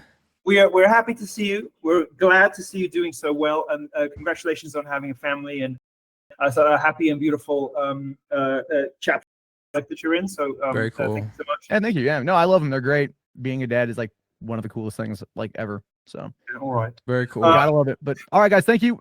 Thank you so much. Bye, Jarbo. Vox, as always, you bring a heady dash of erudition that lifts the tone and tenor in every room. So thank you for that. Appreciate you for that. I'm going to bow out, and Ralph is going to roll the Sargon interview from earlier. That's right. And some or all of us, and possibly with some people you haven't heard of yet, and maybe it's a little surprise.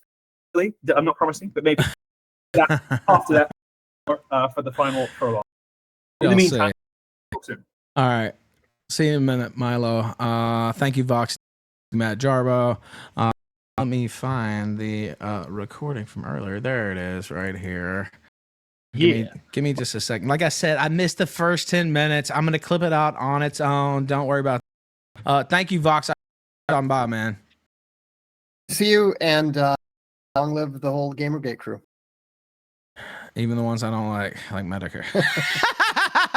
All right, later, man. Out. But for me to see what I want to see.